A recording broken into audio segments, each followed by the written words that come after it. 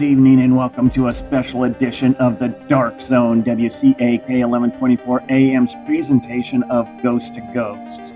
We will interview Art Bell tonight, and he will give you all of the ghost stories that you are accustomed to. Art, how are you? I bid you all good evening, good morning, good afternoon. Art, how long have you been doing this Ghost to Ghost series? I've been doing this on this program, if I can remember to call it the right name, Ghost to Ghost AM. I've been doing this for years and years and years at Halloween. Well, Art, this is definitely one of the most popular series that you ever did, the Ghost to Ghost. So what are we in for tonight? This morning, ladies and gentlemen, we're going to do something just a little bit different. Ghost stories, real ones, from all of you, all night long.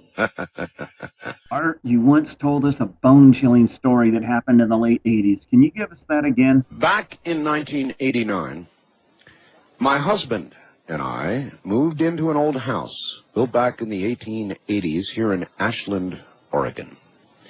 The house had been a rental for many years prior to moving in. The landlord never mentioned anything strange occurring. Shortly after we moved in, our daughter was born. She was very ill, was hospitalized for a couple of months. When we finally brought her home, she needed oxygen support, plus the assistance of a heart monitor. As her bedroom was small, we moved a crib into the living room in order to accommodate the medical equipment. Every night I slept on the sofa next to her crib to keep a close eye on her.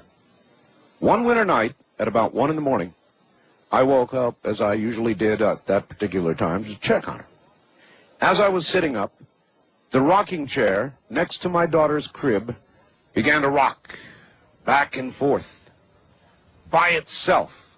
My terror and shock was further intensified when the chair continued to rock faster and faster. It was almost as if whoever or whatever sitting in the chair was enjoying rocking. Although paralyzed with fright, I was able to yank the covers back over my face. That's what I do. Of course, hoping that when I looked again, the whole thing would be, just a dream. Well, after about 5 minutes, it seemed more like an eternity. I peeked out from under the covers only to find the chair still rocking by itself. Needless to say, I was so frightened I kept the covers over my head for the remainder of the night. Fortunately, my daughter never did wake up. She slept through the entire episode. Since that night, other explained things began to manifest. After coming home from a weekend trip, my husband and I found our daughter's framed baby pictures standing straight up on their sides, placed on the very edge of the shelf above the fireplace. If the pictures had been moved forward even 1/8 of an inch more, they would have toppled.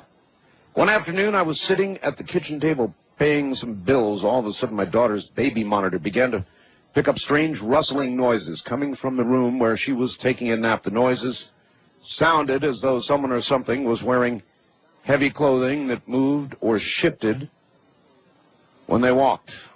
When I went to check on her, I found her sound asleep in the exact position she'd been in when I put her down for a nap. Nothing in my daughter's room could logically explain the odd noise. Since this was the middle of the summer, we had our windows shut, the air conditioner on all day long. My daughter did not have any blankets on her either. When I went back to the kitchen, the monitor began to pick up the same peculiar sounds. Other times, mainly in the evening, my husband and I would see a white mist or a cloud float across the ceiling in the living room above the fireplace. On several occasions, late in the evening, my husband and I would hear the voices of 2 elderly women talking. The voices came from the bathroom. Every time my husband got up to investigate, the voices ceased immediately.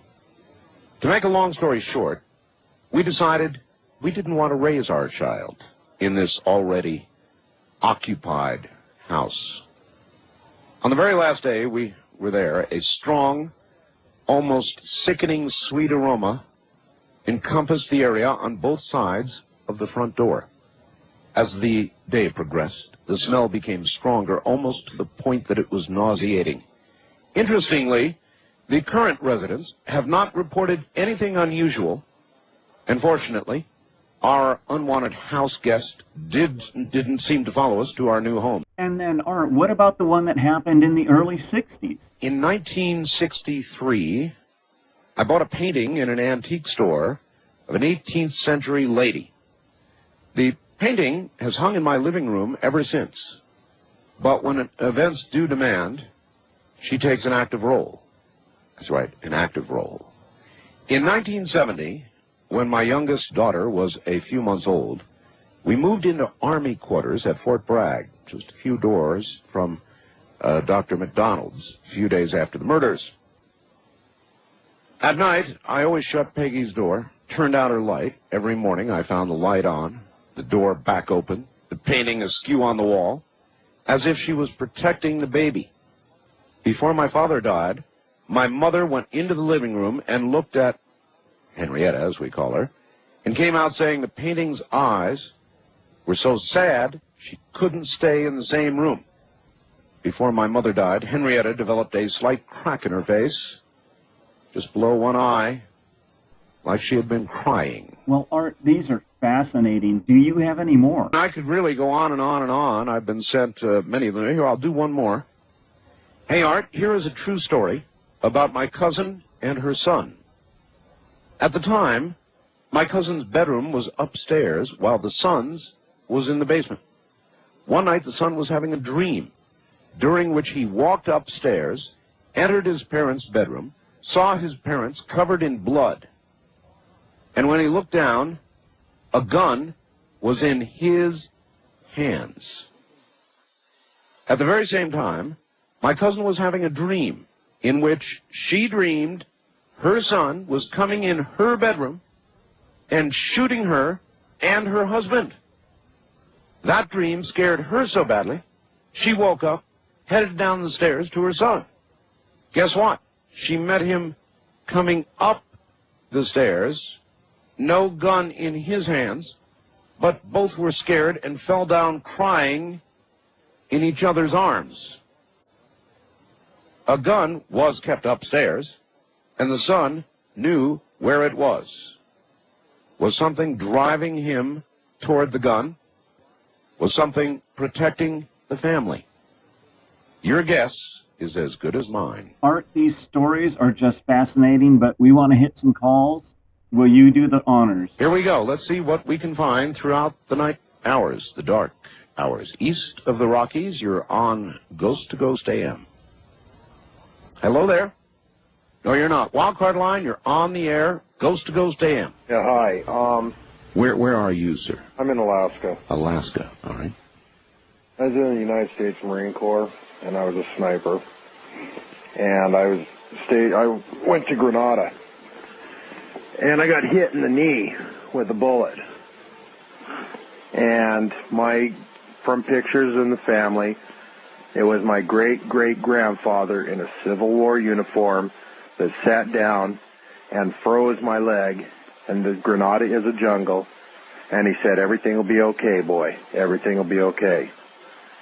And this first time I've talked about it, other than to the military psychologist. And all right, if you don't mind, I want to be sure I understand. You were part of the invasion force. You were a sniper. You were in Grenada. Yeah, my job was to make sure none of the Cubans got into the students at the university.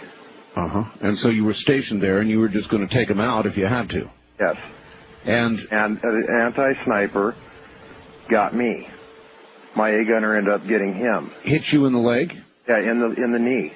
Oh, God. Well, it went from the knee. At the end of my military career, went from the knee up around the pelvis bone and out the other ankle. The bullet traveled all. What a horrible injury. Yeah, it hurt. Very much so. And so you were laying there?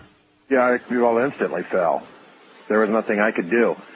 And like I say, through pictures of the family photo album, it was I think it'd be he was in the Civil War, and it'd be three great-grandfathers sat down and froze my leg. My leg was frozen, not cauterized. It was frozen. Frozen.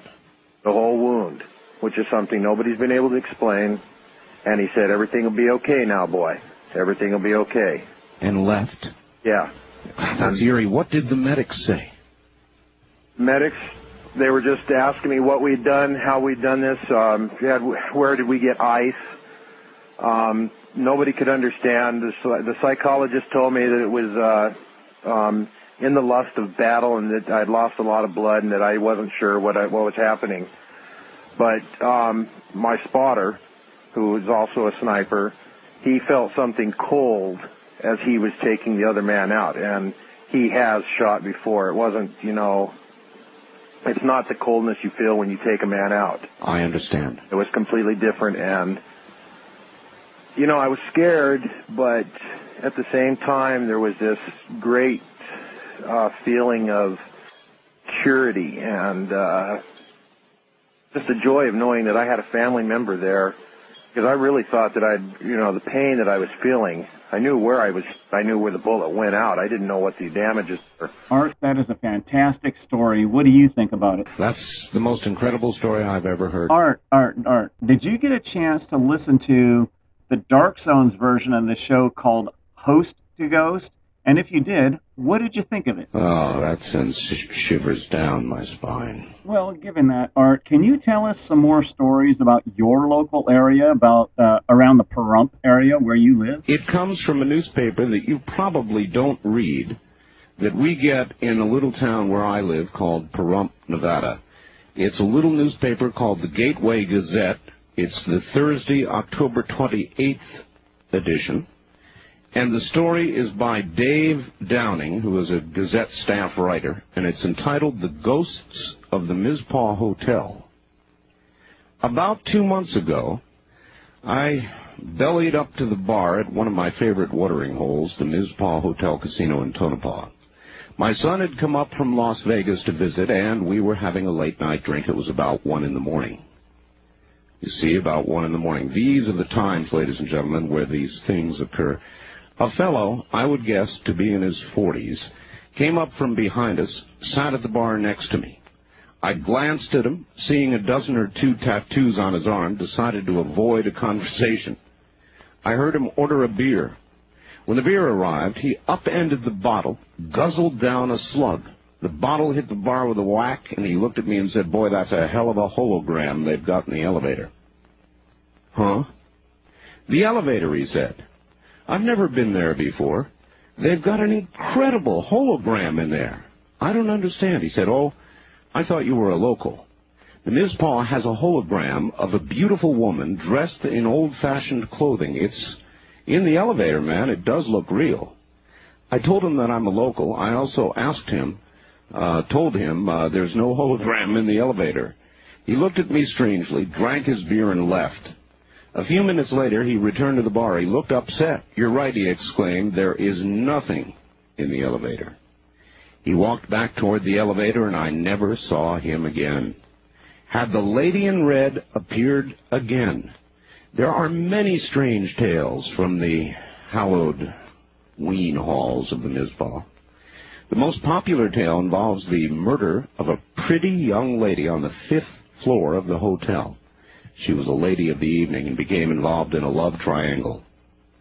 That's according to the assistant manager now of the Mizpah, Sue Harmon. She was caught with another man by the man who was madly in love with her. He stabbed her to death. According to Harmon, there have been many sightings of the lady in red. She resides on the 5th floor, but she'll wander all over the hotel. She loves to pull pranks. She's the one that causes the Keno board to light up. Wait till you hear this. Many employees and visitors to the Mizpah claim they've seen the Keno board begin to flash numbers as if a game were in progress. The Keno boards at the Mizpah haven't been connected to an electrical source for years. Many claim she can be heard at night, moaning and walking about the floors. She's been known to carry on a conversation with people. We'll only later find out no one is there. Sharon Mitchell of Round Mountain relates a story about the lady in red that occurred to her son Stuart when he was working at the hotel during its reconstruction in the late 70s. Sharon was a dealer and a pit boss for the Mizpah at the time. 2 of my sons worked after school at the Mizpah, helping to remove walls and do general construction work. Stuart was 14 or 15 years old at the time. One night, Stewart was unusually quiet on the way home. I asked him if he was feeling okay, but he said something weird had happened during work. Stewart told his mother, "I was working down in the basement tearing out a wall. There was a woman with me. She asked me what I was doing, and I told her I was taking the wall down. She told me she didn't want the wall taken out. I asked her who she was, and she said, 'I live here, and I don't want that wall taken down.'"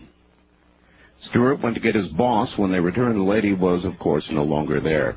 Sharon told her son that it didn't seem much to be upset about. Stewart responded, "But, Mom, it isn't Halloween, but she was dressed in a costume." According to Sharon, her son then described the lady as wearing a long dress with a bustle that looked like turn-of-the-century clothing. He was very upset.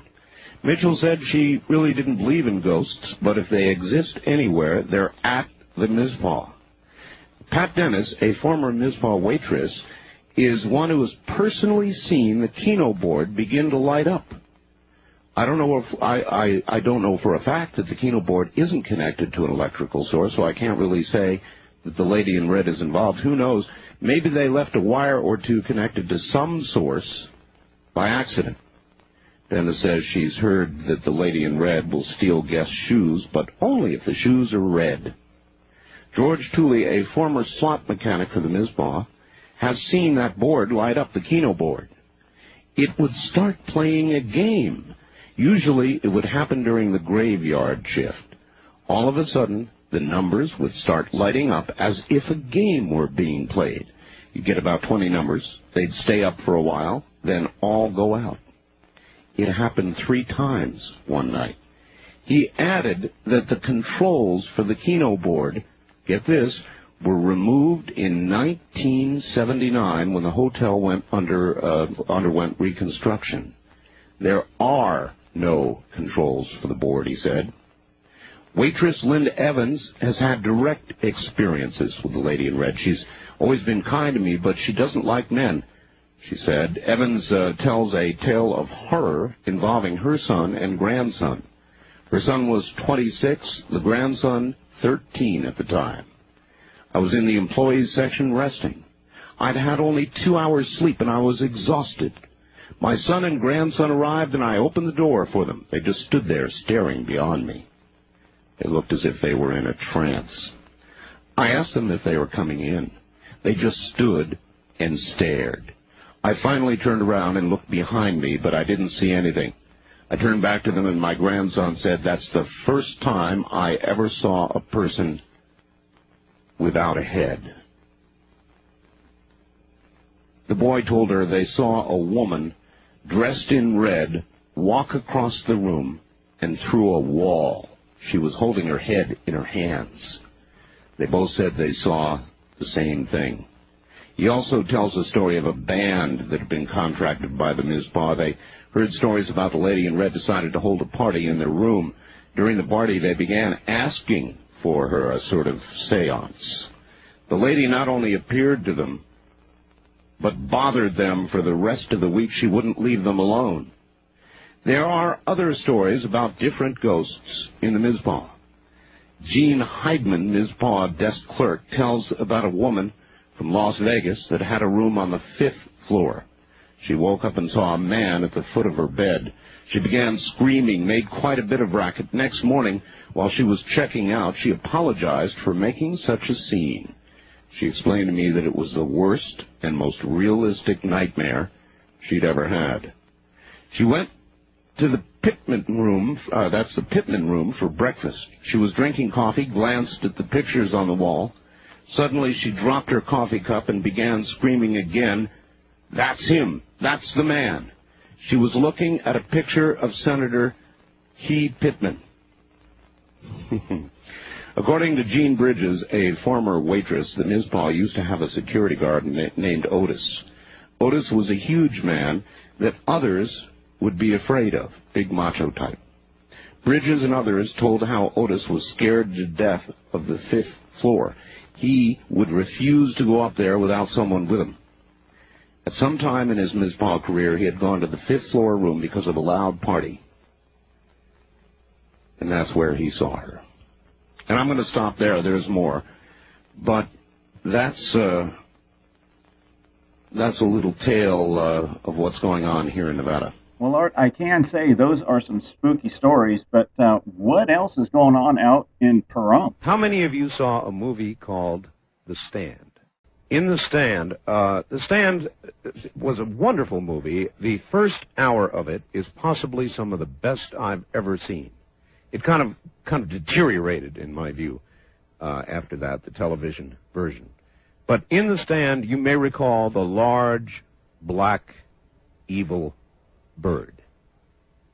Well, I broadcast, for those of you who are just joining us, from my home, here in the middle of the desert, in the middle of nowhere, in a little town called Pahrump, Nevada. Laugh, if you will. At any rate, our town is famous for many things, but one of them is big, black birds. And the movie they used, the bird they used for the movie, The Stand, came from right here in Pahrump. And those birds are all around me. So these are some of the biggest, but these birds are big enough to carry cats off.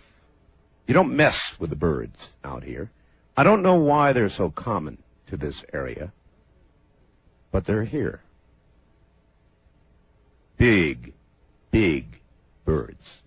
Birds so big that if you can get near them and they begin to take off, their wingspan, as they begin to beat their wings to get their big bodies in the air, you can feel the draft. They are that big. Well, Art, thank you for telling us about the stories that are going on in the area that you live. Let's get back to the callers. Art? East of the Rockies, you're on the air. Good morning. Good morning, Mr. Bell. Hi, where are you? I'm in Canton, Ohio. My name's Adam. Okay, Adam. Happy Samhain, by the way. Thank you. I don't know if this is going to be a really exciting story, but it's a real one anyway. That's what counts. Yeah. I remember this distinctly despite my age. I was only 5 years old. I was asleep at night, and I just woke up, and I really don't know why. I just, for some reason, just got up, and I was awake as if I had, gotten up on a regular morning. Sure. And I had lived with my grandparents in the same home. Was this the middle of the night when you woke up? Yeah, actually. Okay. It was more toward the middle of the night than the morning, and I got up, and then I didn't know why. I looked around, and I couldn't find my mother or anyone around. I went through the house and finally found all of my family members for some reason, and, it was odd them being there that night, and they were all sitting around, and they all seemed, really sad. And I asked what was wrong, and no one would tell me, so I got a drink of water like a good little kid and went to bed. Mm-hmm. And when I was asleep, I was trying to go to bed, and I looked up at some point and saw something at the foot of my bed. This is a very common story, I'm sure. It looked kind of greenish-white, and I just, I just saw that, and I just, got scared and just put the covers over my head. Natural reaction. And just sat there trembling. Yes. And, and then, as I started to calm down, I realized it looked like my grandfather for some reason. So I, peeked back out after a couple minutes, yes. And there was nothing there. So I just, I was a little kid, I was tired, I just went to bed, back to sleep. So I woke up the next morning, and apparently what had happened is my grandfather had started feeling chest pains. Oh. And he had gone to the emergency room. Your grandfather had been in the house or not? Did he? Yeah, he lived with us, okay. Both of my grandparents. I see, all right. And he had gone to the emergency room. He had chest pains, and he didn't want to go, but my grandmother got him to go. Sure. And he had gone down there, and he was in the emergency room, and it was his time to come up. And apparently he felt someone else there needed help more than he did. The person obviously was more ill. Yes. So he had them go ahead and go through. And finally, when they got to him, you know how things are in an emergency room, he walked in, and as he was walking in, he collapsed, and he was dead. On the spot? On the spot. So... Well, he came to see you. I apparently... Yeah, he came to see you, sir. I appreciate the call, thank you. He came to see you. Well, Art, there are so many great stories like this. Let's continue with the open lines. Morning, you're on the air. Coast would have been. You were a dial tone. The spirit of a dial tone. Wildcard line 3, you're on the air. Hello, Art. Hello. Yes, this is Mark from Anderson, California. Hi, Mark. Yeah, I had a situation that happened a couple years ago. I was sitting at a friend's house, and it was about 1 o'clock in the morning. And we were sitting there talking about, people that we've known throughout our lives. And I was sitting in a chair, and all of a sudden, I bent over in extreme pain. I mean, it took me to the floor, out of the chair onto the floor on my right side. And then I kind of got a headache, and we were just, for some reason, my friend Craig and I both noted the time. Right. The thing that was strange was the next day, my friend was looking through the paper and noticed that a friend of mine had been killed. I used to work at a convenience store, and she used to come in, and her parents didn't really listen to her, and I was kind of like her mentor. I was her sounding board, whenever she had problems. Mm-hmm. And he told me that this young lady named Kelly had died. And I knew the area where she had been hit by a car. I knew that much. And I went out into the area, and I was just kind of walking around.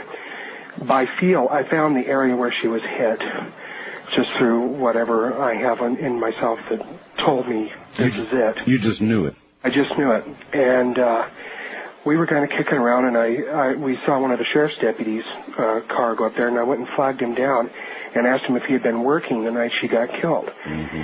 And he said yes, and I told him that she was a friend of mine, and I said to him, I know this is going to sound morbid, but what side of her body did the truck impact her on? He told me that the initial strike hit her on the right side, fracturing her pelvis. She flipped up over the truck and landed on her head and was killed immediately. Mm. Now, this was within 5 minutes. This was the night before I fell over. This was in 5 minutes of that time that the time of death was pronounced. And my belief is that she came to me and said goodbye. And it was just too weird. And a friend of mine, if you'd like, he was there. I told him if he would like, he could call back and verify because he was there, and he was kind of freaked out as the couple days where we talked to the sheriff's deputy and stuff. I'm just convinced it happens. People come back. People do come back, and they do say goodbye. Well, Art, what do you think the deal is with that? Why do you think people hang out, or what is the reason for them to still be there? Well, so many spirits appear to remain here on this world. I think they can't go anywhere else.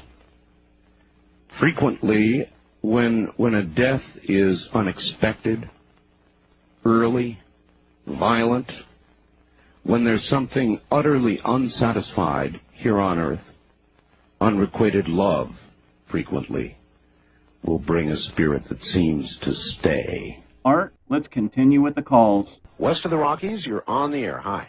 Hi, Art. Hi. I hope this story is worthy for your listeners, but back in 1981, I was a paramedic in a suburb of Cincinnati. I'm currently living in the Cleveland area, displaced Cincinnatian now. And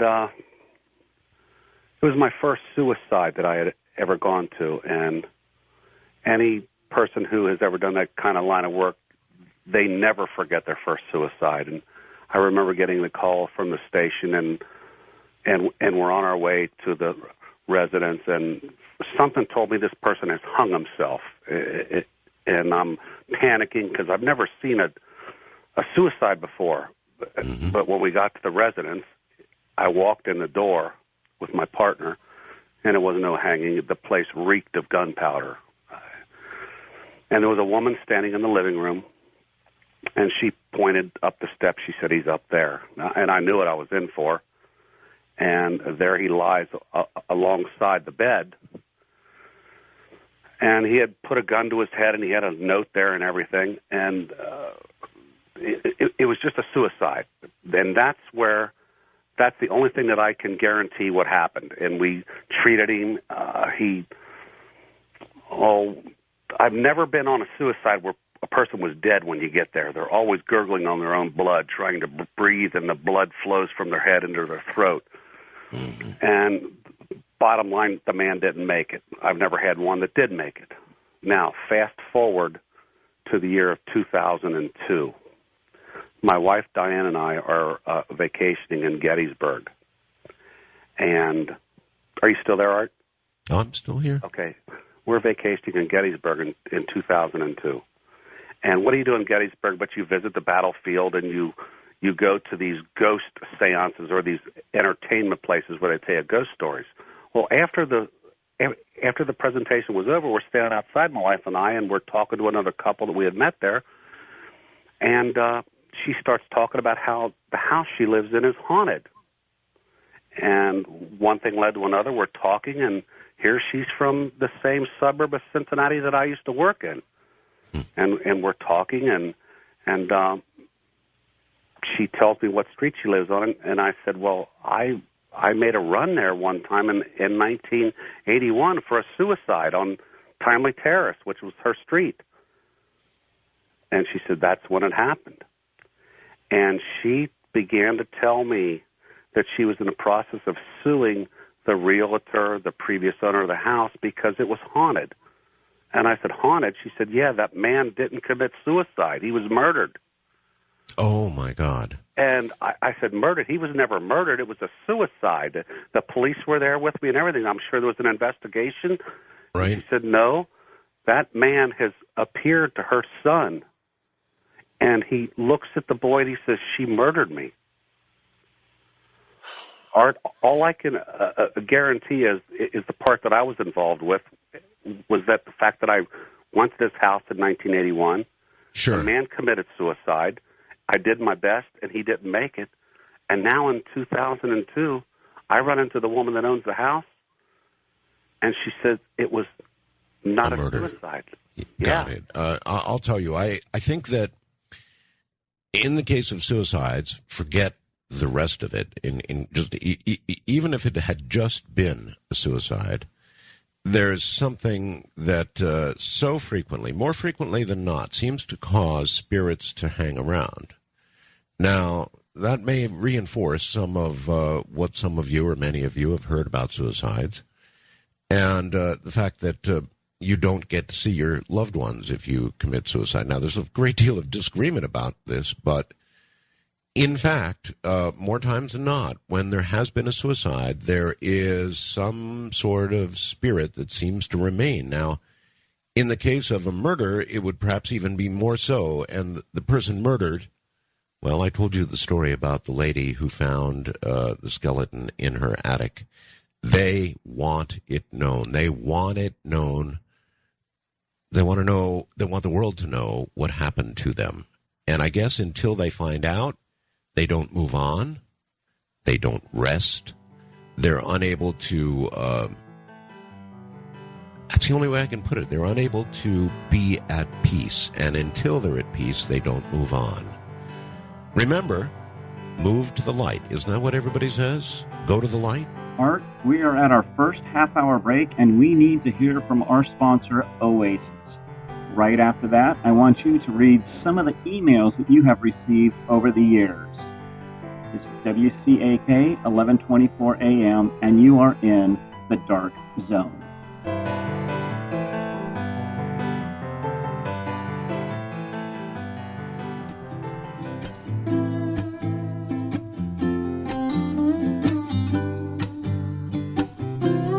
You're not just living, you're charging through life. And when you need to fuel the fun, grab an Oasis. It's Citrus Kiss, ice cold, turbocharged flavor that blasts the boring right out of your day. Surf harder, laugh louder, live bigger. And when the heat kicks in, cool it down with the only soda that gets it. Oasis Soda. The future tastes awesome. The Oasis, your basis for life.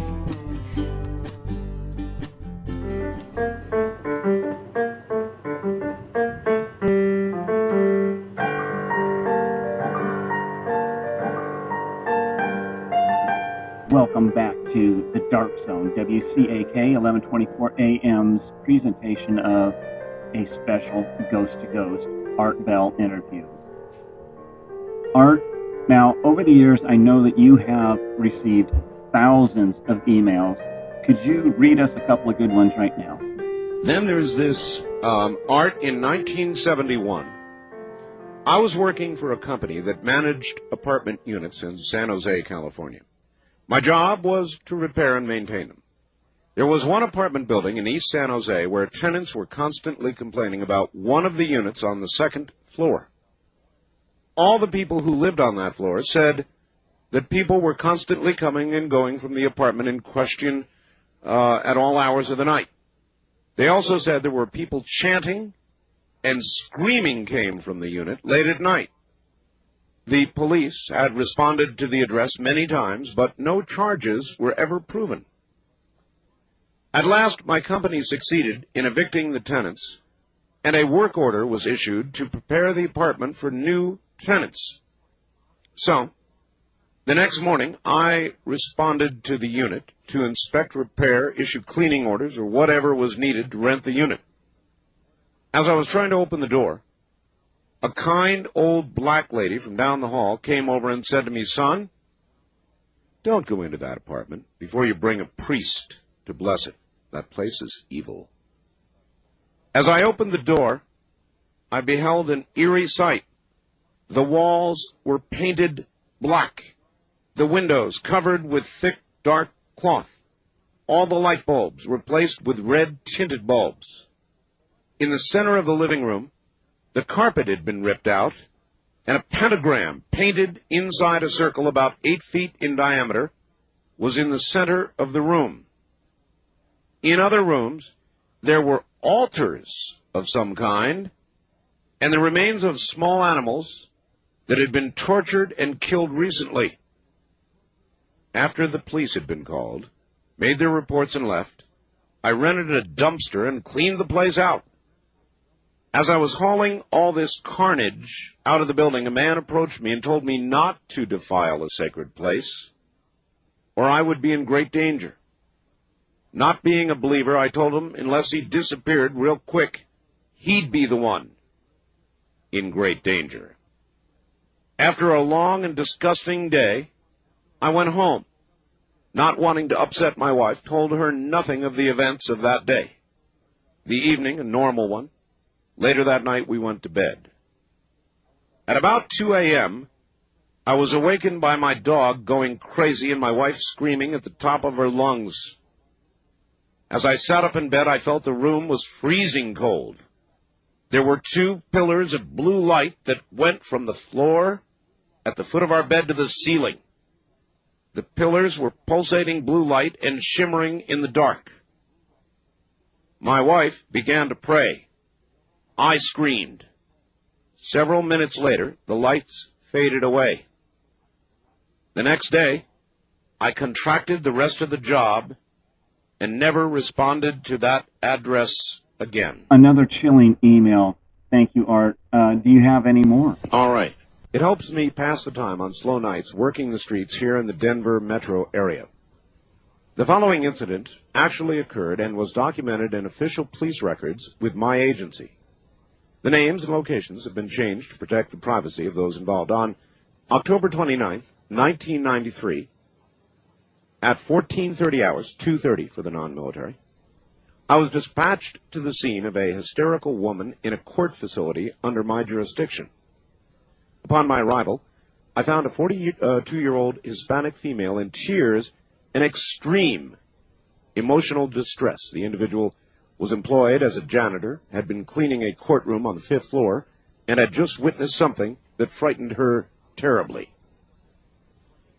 I was able to calm the woman and proceeded to ask her what had happened. She described working in the courtroom after a daily session when she felt a chill surround her. She glanced to her left when she perceived someone standing near the doors to the courtroom. As she turned toward the person dissolved and was gone. It was then when the victim became agitated and ran from the courtroom. The apparition was described as a white female with long black hair to her waist and wearing an archaic red dress.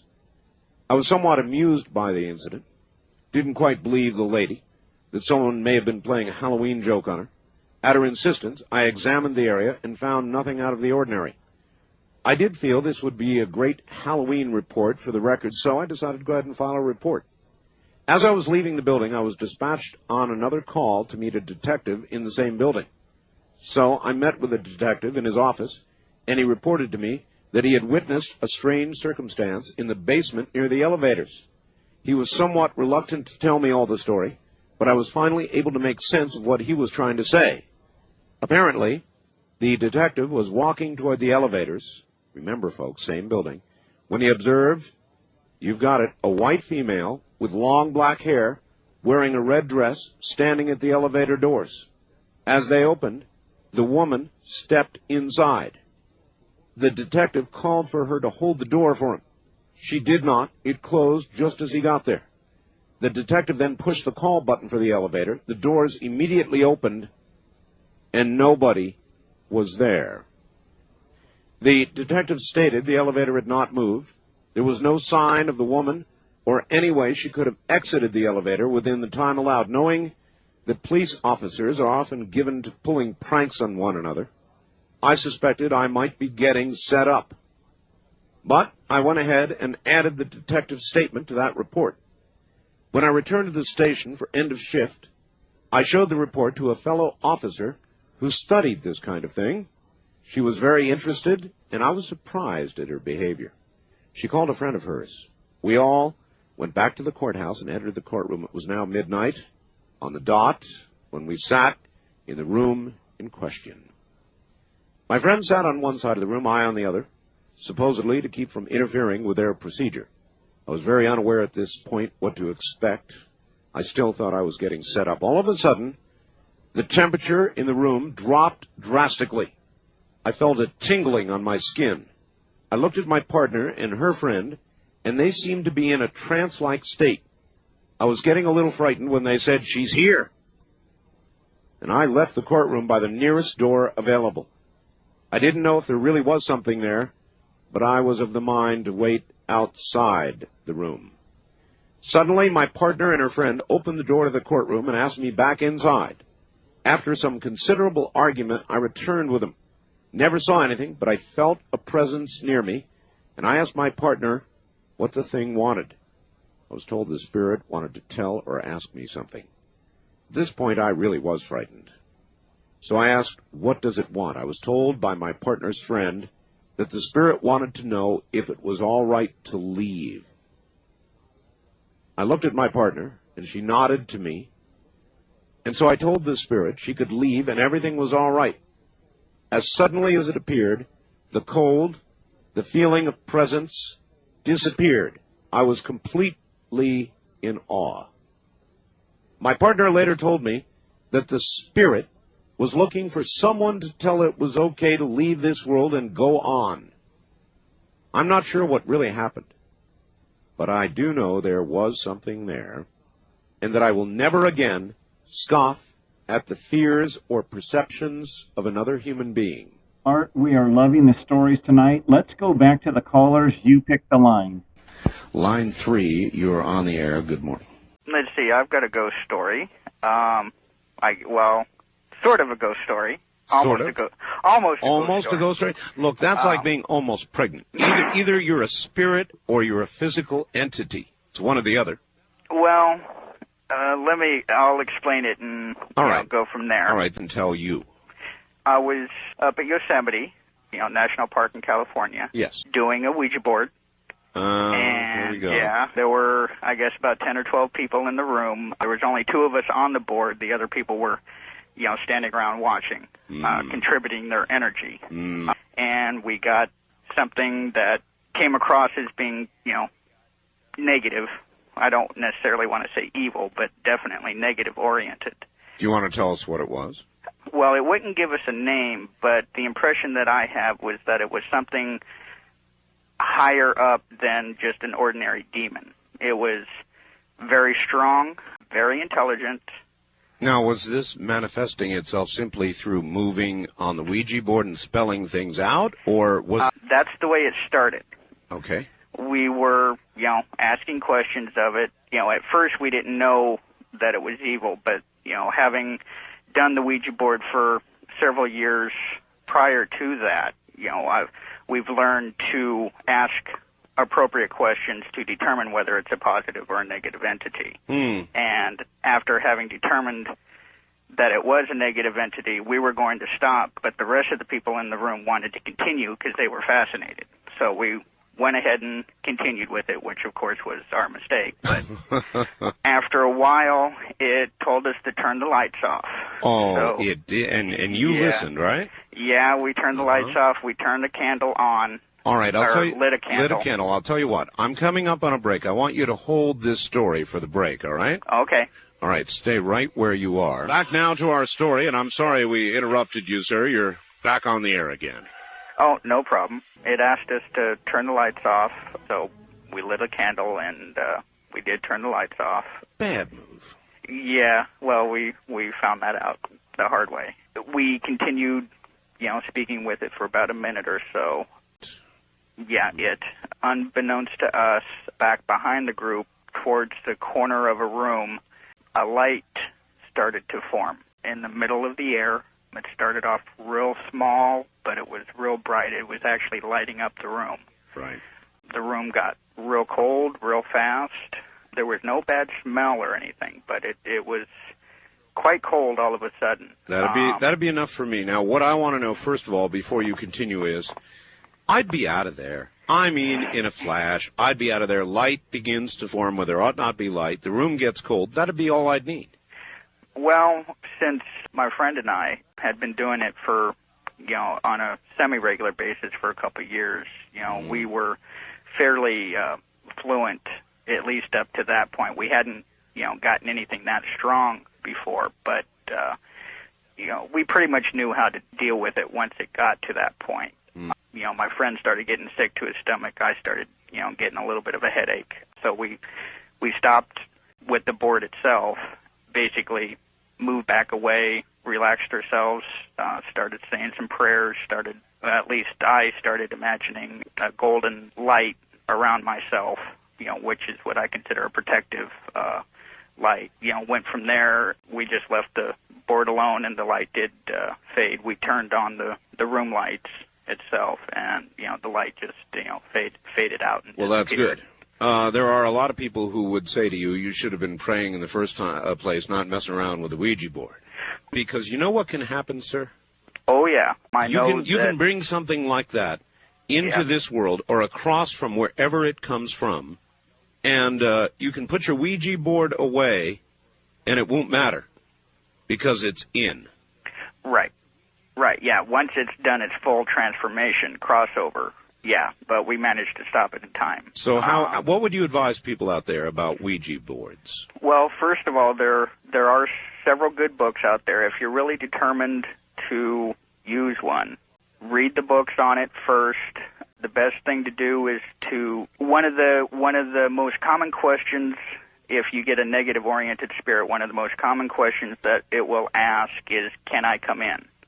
And never think that it's referring to coming into the room or into your home or whatever. When it's asking that question, it's wanting to come into you. And you always say no. And if you get a question like that, I would suggest that you stop. Don't mess with it anymore. Okie dokie. Thank you very much for the call. There are many out there who probably ought not mess around with this kind of thing at all. It's very serious. It's not a joke. A Ouija board is simply an instrument, in my opinion. Now, it may be a particularly powerful instrument, but you can invite these sorts of forces in with or without a Ouija board. And my advice to you is, don't do it. A lady called up and claimed to be a witch. She gave me some very, very disconcerting information, personal knowledge, which I actually bleeped off the air. It was so personal, I couldn't believe that she could possibly know these things about me. And toward the end of the call, she said she was going to come and leave something for me. Well, she left me a Ouija board. An ancient Ouija board. I have never, nor will I to this day, tell you what has happened to that Ouija board. But when you call upon spirits, when you call upon the dark side, and you do it with something, an instrument, it does not matter, you'd better be damn careful what you're doing. Ouija boards are an opening. Art, for many years, you have confessed to a bad Ouija board experience. And I want to ask you something. Do you think that a person using the Ouija board is more likely to be attacked by evil, let's just call it evil, if they're elderly or if they're a child? I believe that children, little children, have more of an ability to see, experience, or touch the other side than we do. Now, I wouldn't pretend to be able to tell you why, and there are adult sensitives, certainly, who have either maintained or nurtured that ability to see or reach or talk to the other side. But children in their innocence,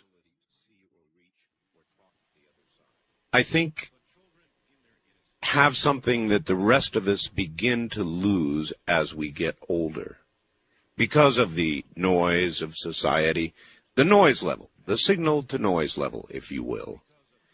It was a deep thing that is either in all of us or was once in all of us or is still in all of us that fades.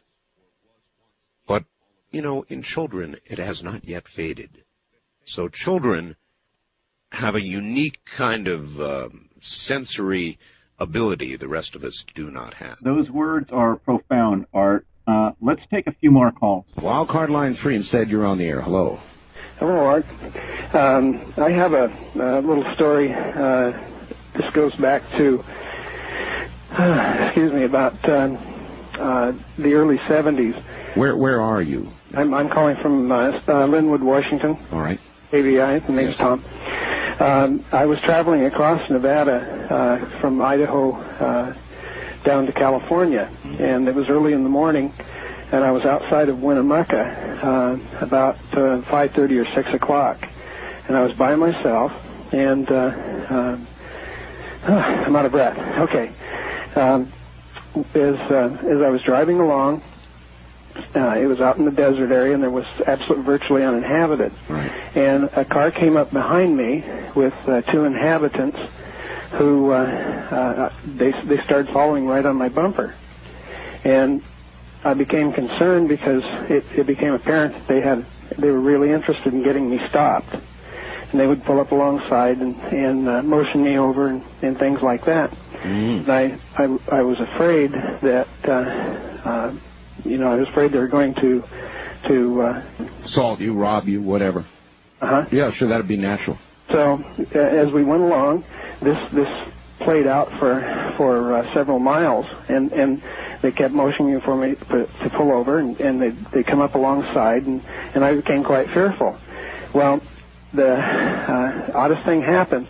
I had a flat tire, and I could feel the car start to sway. Sure. And I pulled up to a stop, and off to the right was a house, and this car pulled up along and stopped behind me, and I didn't know what to do. I was afraid to get out, and somebody came out of this house to a pickup that was running. I mean, this was the only house in the area. There was nothing else around. Right. And he walked out and he looked, and one of the people in the car pointed to this guy, and then they went ahead and pulled on by me and took off. So I got out, and I looked at the man, and he was doing something around the pickup, and so I went ahead and got my tire out and changed it and went on my way. Well, this left, it made me quite fearful. Yes. Well, on the way back from California back to Idaho, I looked for this place. I wanted to stop, and it left such a mark on me psychologically. Sure. I found the place. It was totally uninhabited. No windows, no doors, just a little shack. Yes. And what do you think happened to you? I mean, I honestly don't know. I honestly feel that something kept me from being harmed. Something wanted to warn you. Yes. It keeps these two guys away is what happened. That's quite a story. Art, that's another great caller and another great ghost story. So you're broadcast all over the world. What's one of the big cities off the top of your head that you think Ghost to Ghost really does well in? Listen, Detroit, as we all know, is the center of some pretty strange activity upon Halloween. And I know there's a lot of volunteers out in your streets tonight trying to keep things quiet. I assume so far they are quiet. Well, Art, we all know that you have the best content on the radio. But how do you keep people indoors at nighttime? That's a big city with a lot of things to do. Well, I've got a way to keep people inside. If there's anything that'll keep the people in Detroit inside, try and imagine this outside. Listen carefully now.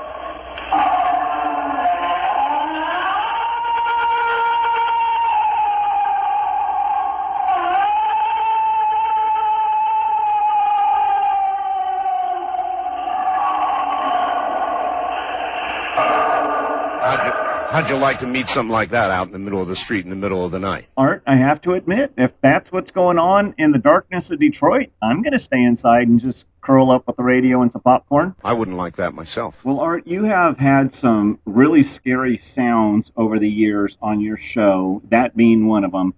Can you do me a favor and bring up the email and reread it to us about the hole and the sounds from hell and replay that for us to close out this first hour? I'm just going to read the email along with what I received, this horrendous sound. Well, yeah, Art, I just want you to read the original email and play the sound. I don't want to go into the whole full story about the hole. We need to move on with the rest of Ghost to Ghost, but I would really appreciate if you would do that. Now, I've got a clean copy of it now, and I warn you, this could scare you. Here's the email. Dear Art Bell, I just recently began listening to your radio show and could not believe it when you talked about the sounds from hell tonight.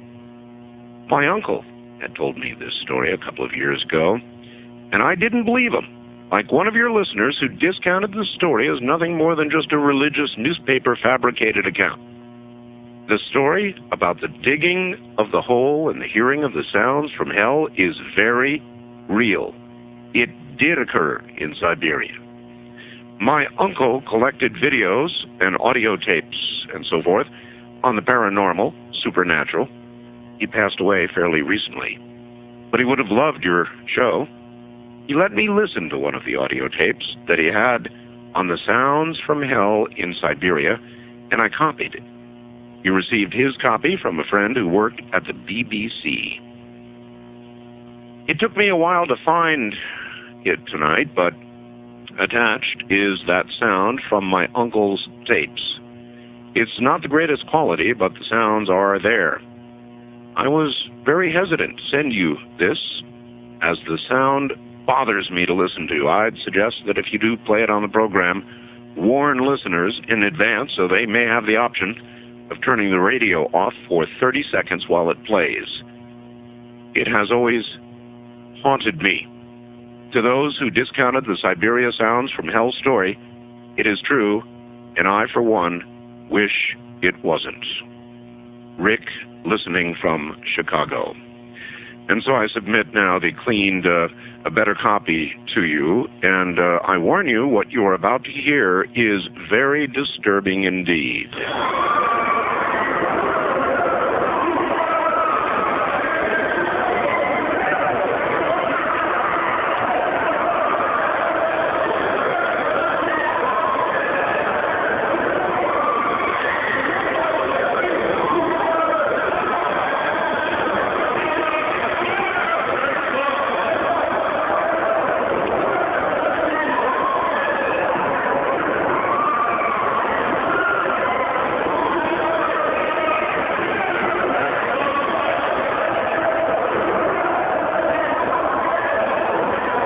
That's it. I'll let you come to your own conclusions, as I usually do. Well, thank you so much, Art, for rereading that for us and playing the sounds of hell once again for us. We are at the end of hour one, and we need to take a news break. Right after the news break, we will continue with more Art Bell. This is WCAK 1124 AM. We are in the Dark Zone.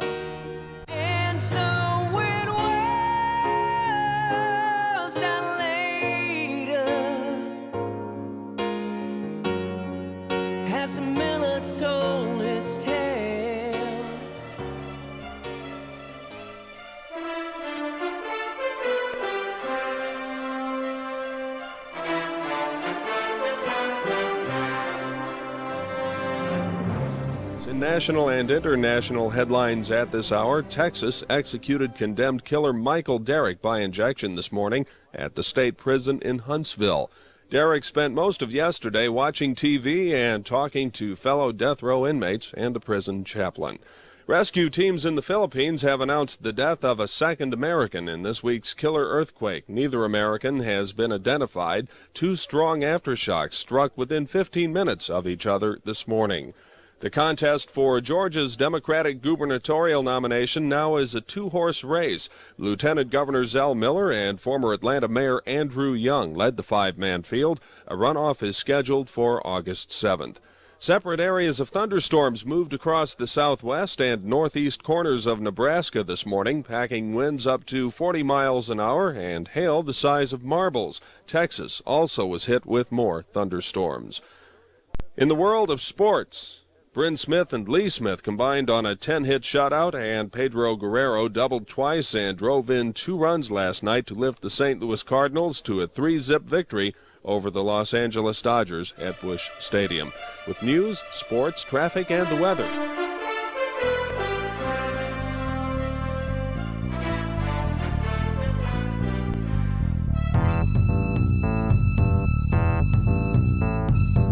Welcome back to WCAK 1124 AM on your dial. We are doing a special edition tonight of Ghost to Ghost, an interview with Art Bell.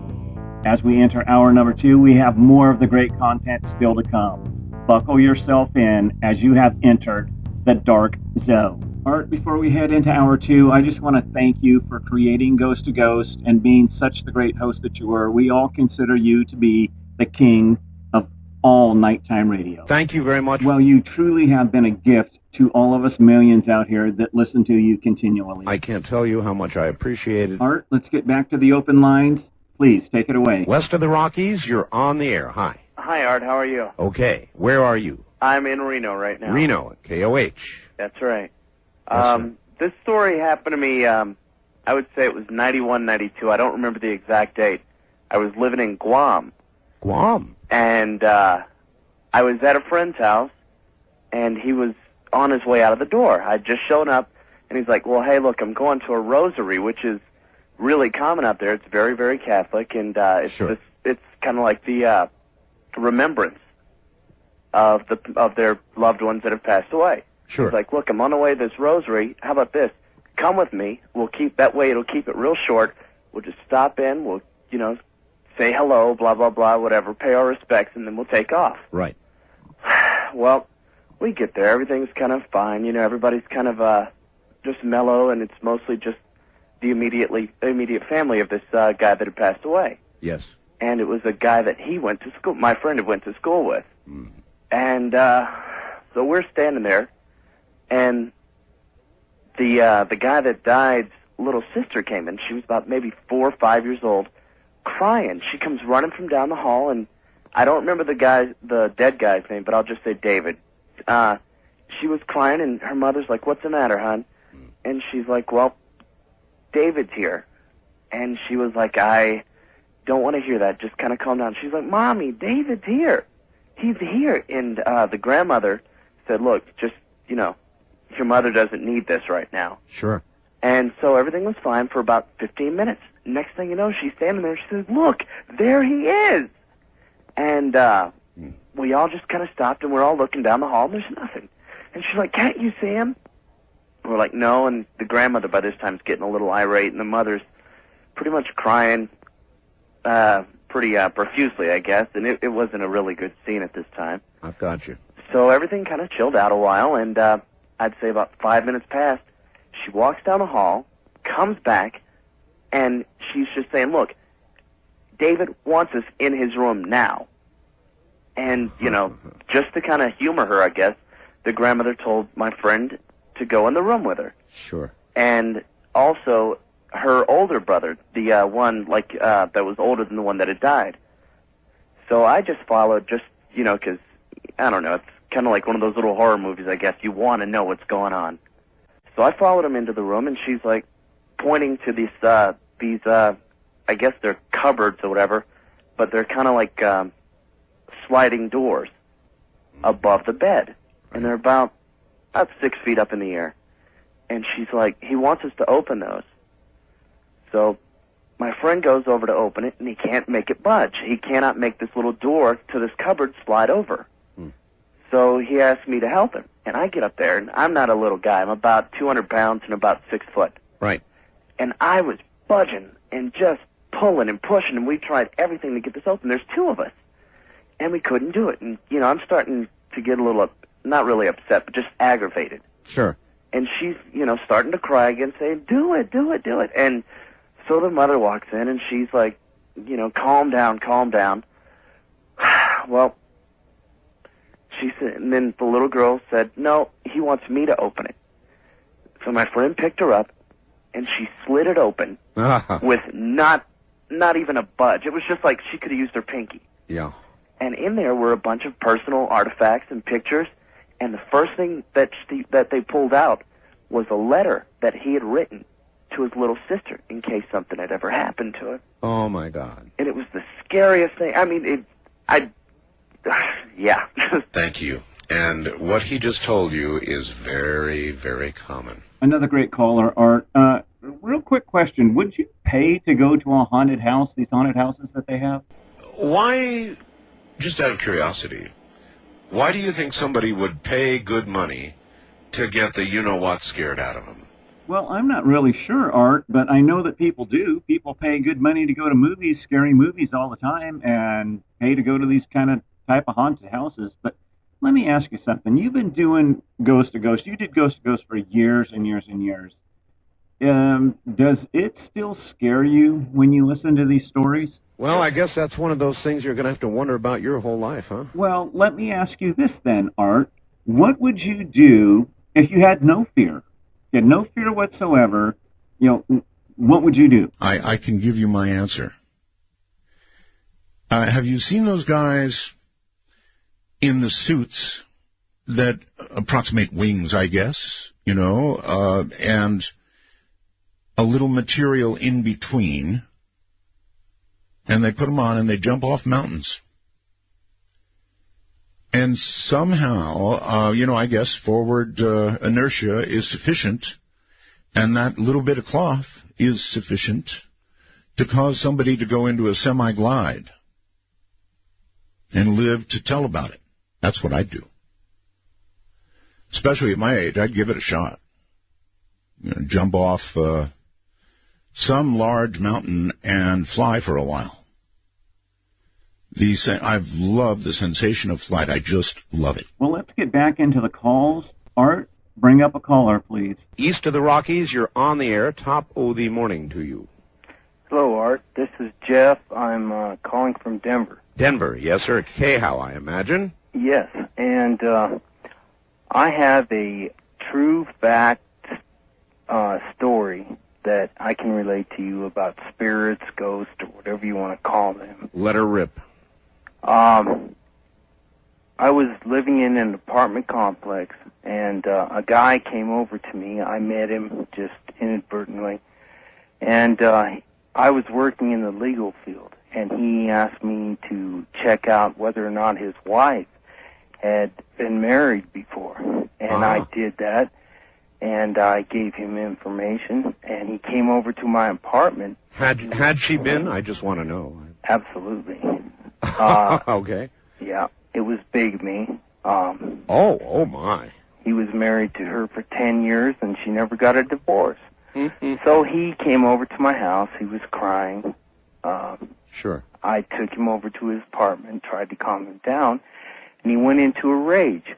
He started tearing telephones out of the wall, breaking lamps, tables, etc. And then he came at me like he was going to attack me. He got right up close to me, and he fell down, and he started to convulse. And I thought, well, this guy has epilepsy or something. Sure. And then he jumped up again and did the same thing again and went down like someone hit him in the head with a ball bat.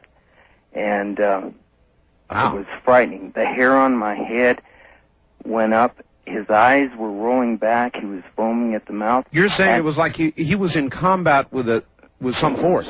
I don't know what was going on, but what I can say that really frightened me was he was speaking out of his own mouth and cursing me and doing all this, but there were multiple voices coming out. Sometimes there were one, sometimes it sounded like 2 or 3 or 5 or 6. And then he stopped breathing, and the guy was foaming at the mouth and that.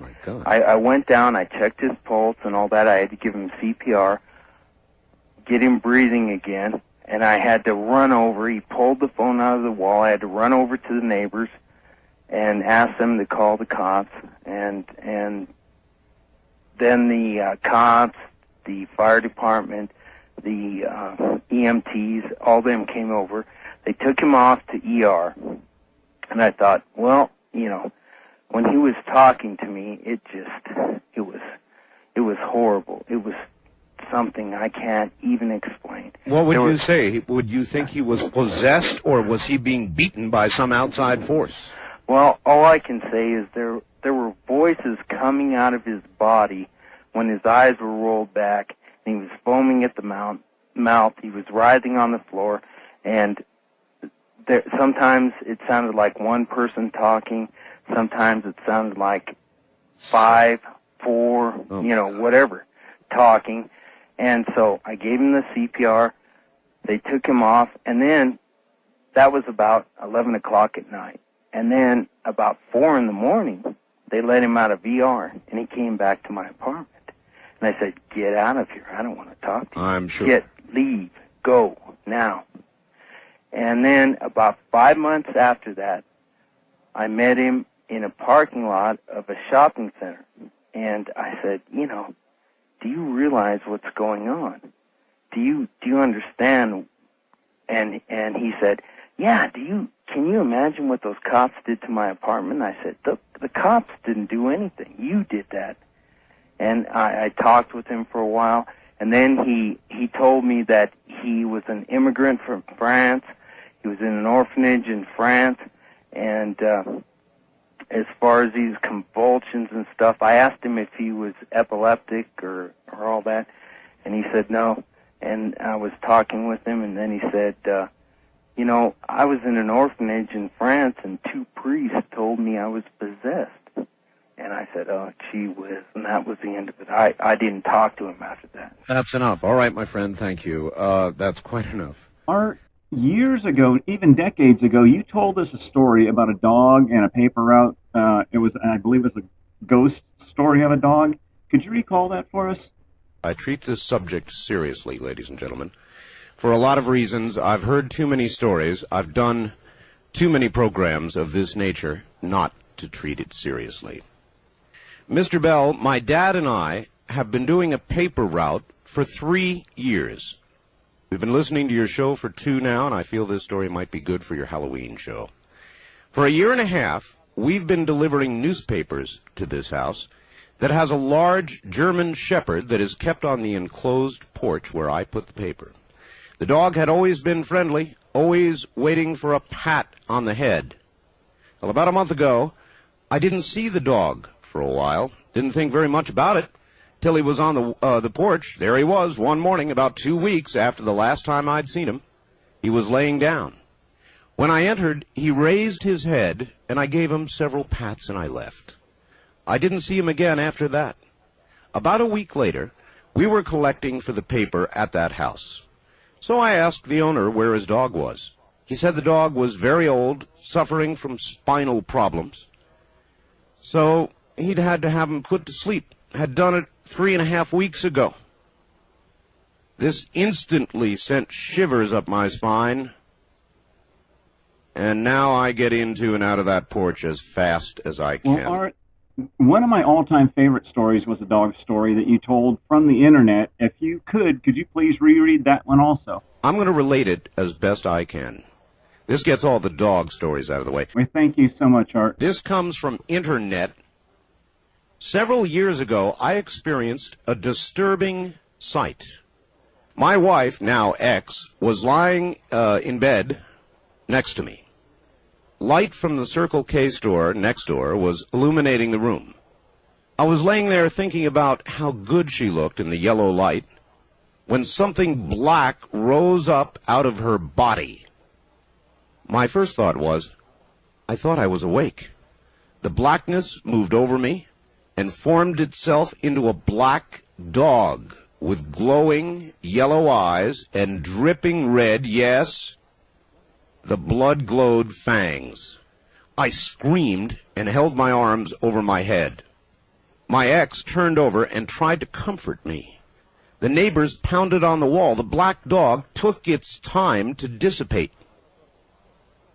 It seemed amused by my struggles while Brenda attempted to comfort me. The black dog has never reappeared, but I'll never forget it.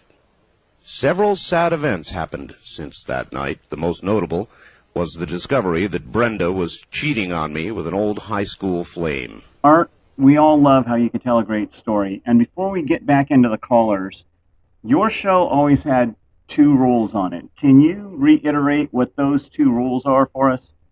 Rules of the show: no bad language, 1 call per show, drink minimum 2. I know that's a maximum, right?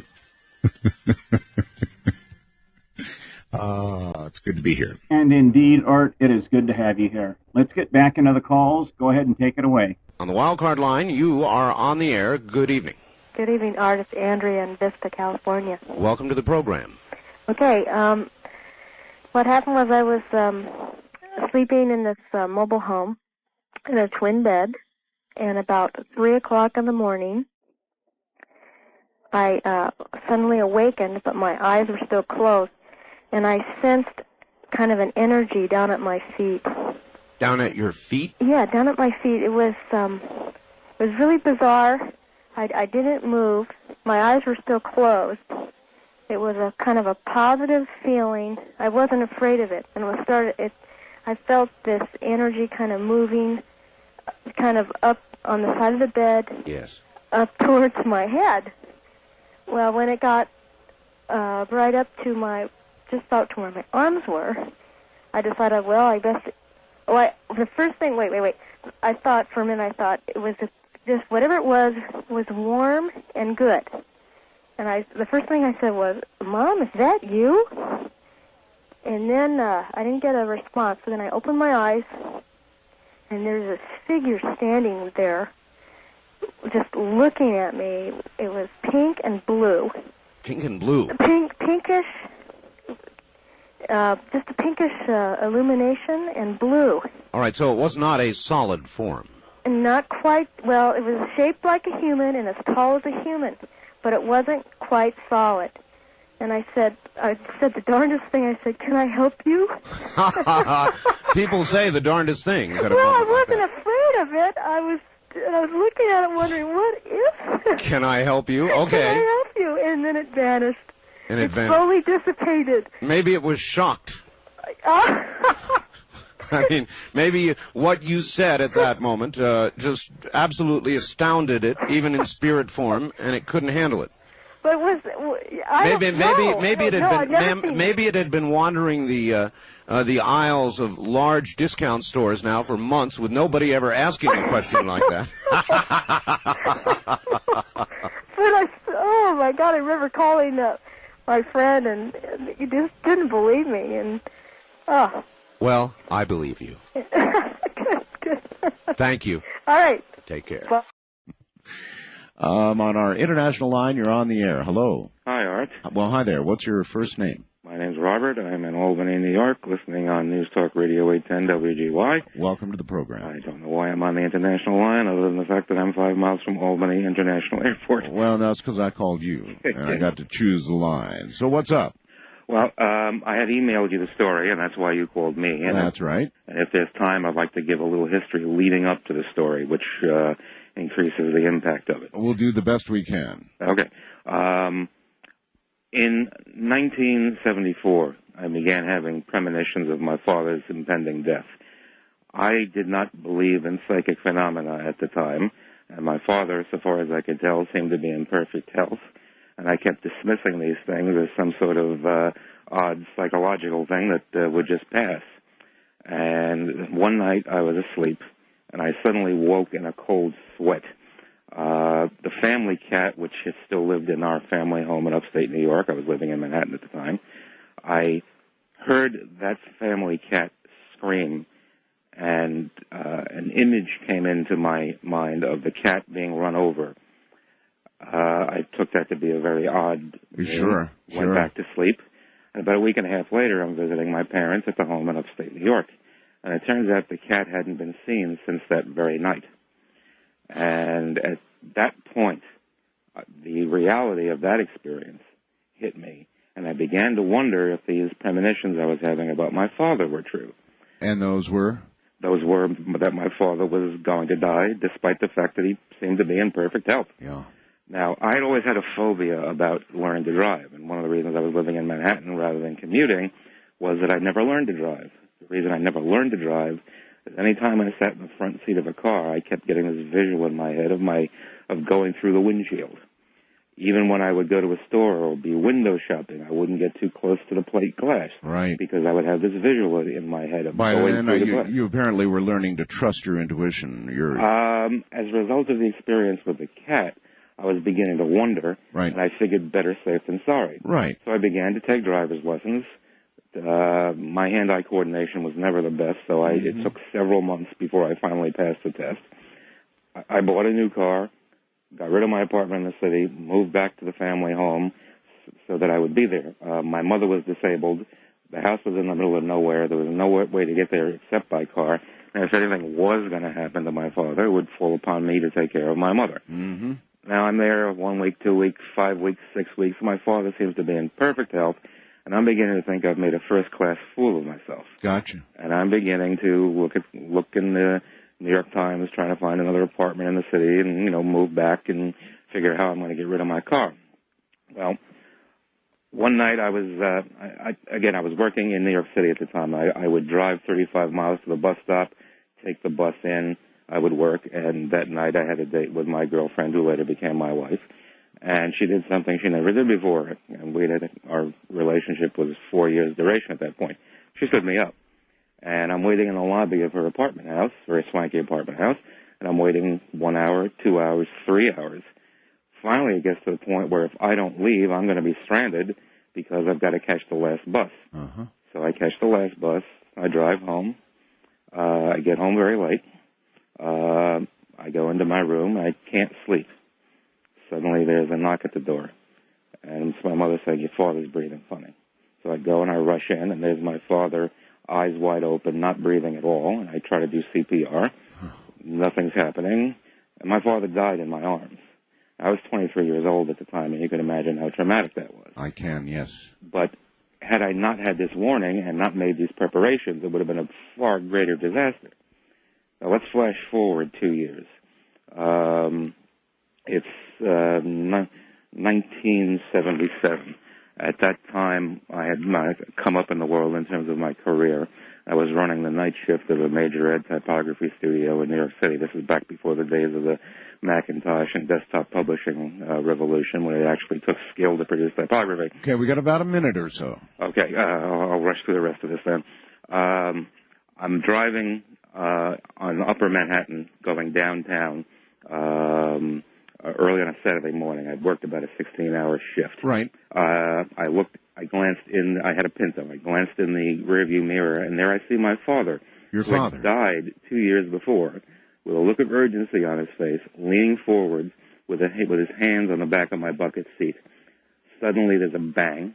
The car careens out of control, and just like you see in the movies, time seems to slow down as the car flies. Now, if any of you know Manhattan, down the center island at 74th Street, there's this big concrete pillar like they have in Paris where they post community notices. I know the ones. Okay, my car smashed into that pillar. Front of the car was smashed in. Passenger side was bent at a 45-degree angle. And we didn't know at the time Pintos were supposed to explode in flame when hit from the rear. That's right. Which it didn't. At the point of impact, my bucket seat flew back, and I was lying down. When the dust settled and I managed to extricate myself from what was left in my car, I saw the damage. I walked around and assessed the damage. The clip on the back of the bucket seat had broken, so I was lying down. The car was totaled, so I opened the glove box to take out the various documents in there. Just about out of time, yes. Well, a dollar bill that my father had given me when he was alive for luck to keep in the glove box was gone. Art, I thank you so much for keeping an eye on the clock with me. We do need to take one break from our sponsor, Oasis. And remember, make Oasis your basis for life. We will be right back with more Art Bell reading stories right after these messages. This is WCAK, 1124 AM. You are in the Dark Zone.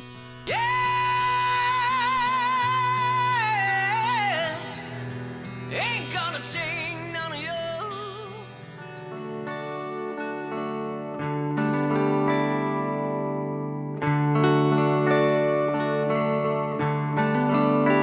Some nights, you don't need noise. You don't need neon. You just need the truth in a glass. That's Oasis whiskey. No gimmicks, no rush. Just barrel-aged quiet and a taste that knows where it's been. Oak, smoke, time, and a finish that lingers like a good stork. You've earned your scars. You've earned your seat at the bar. Now earn the pour. Oasis whiskey. Don't chase the night. Let it come to you. And remember to let Oasis be the basis or light. Let go, Oasis, your basis for life.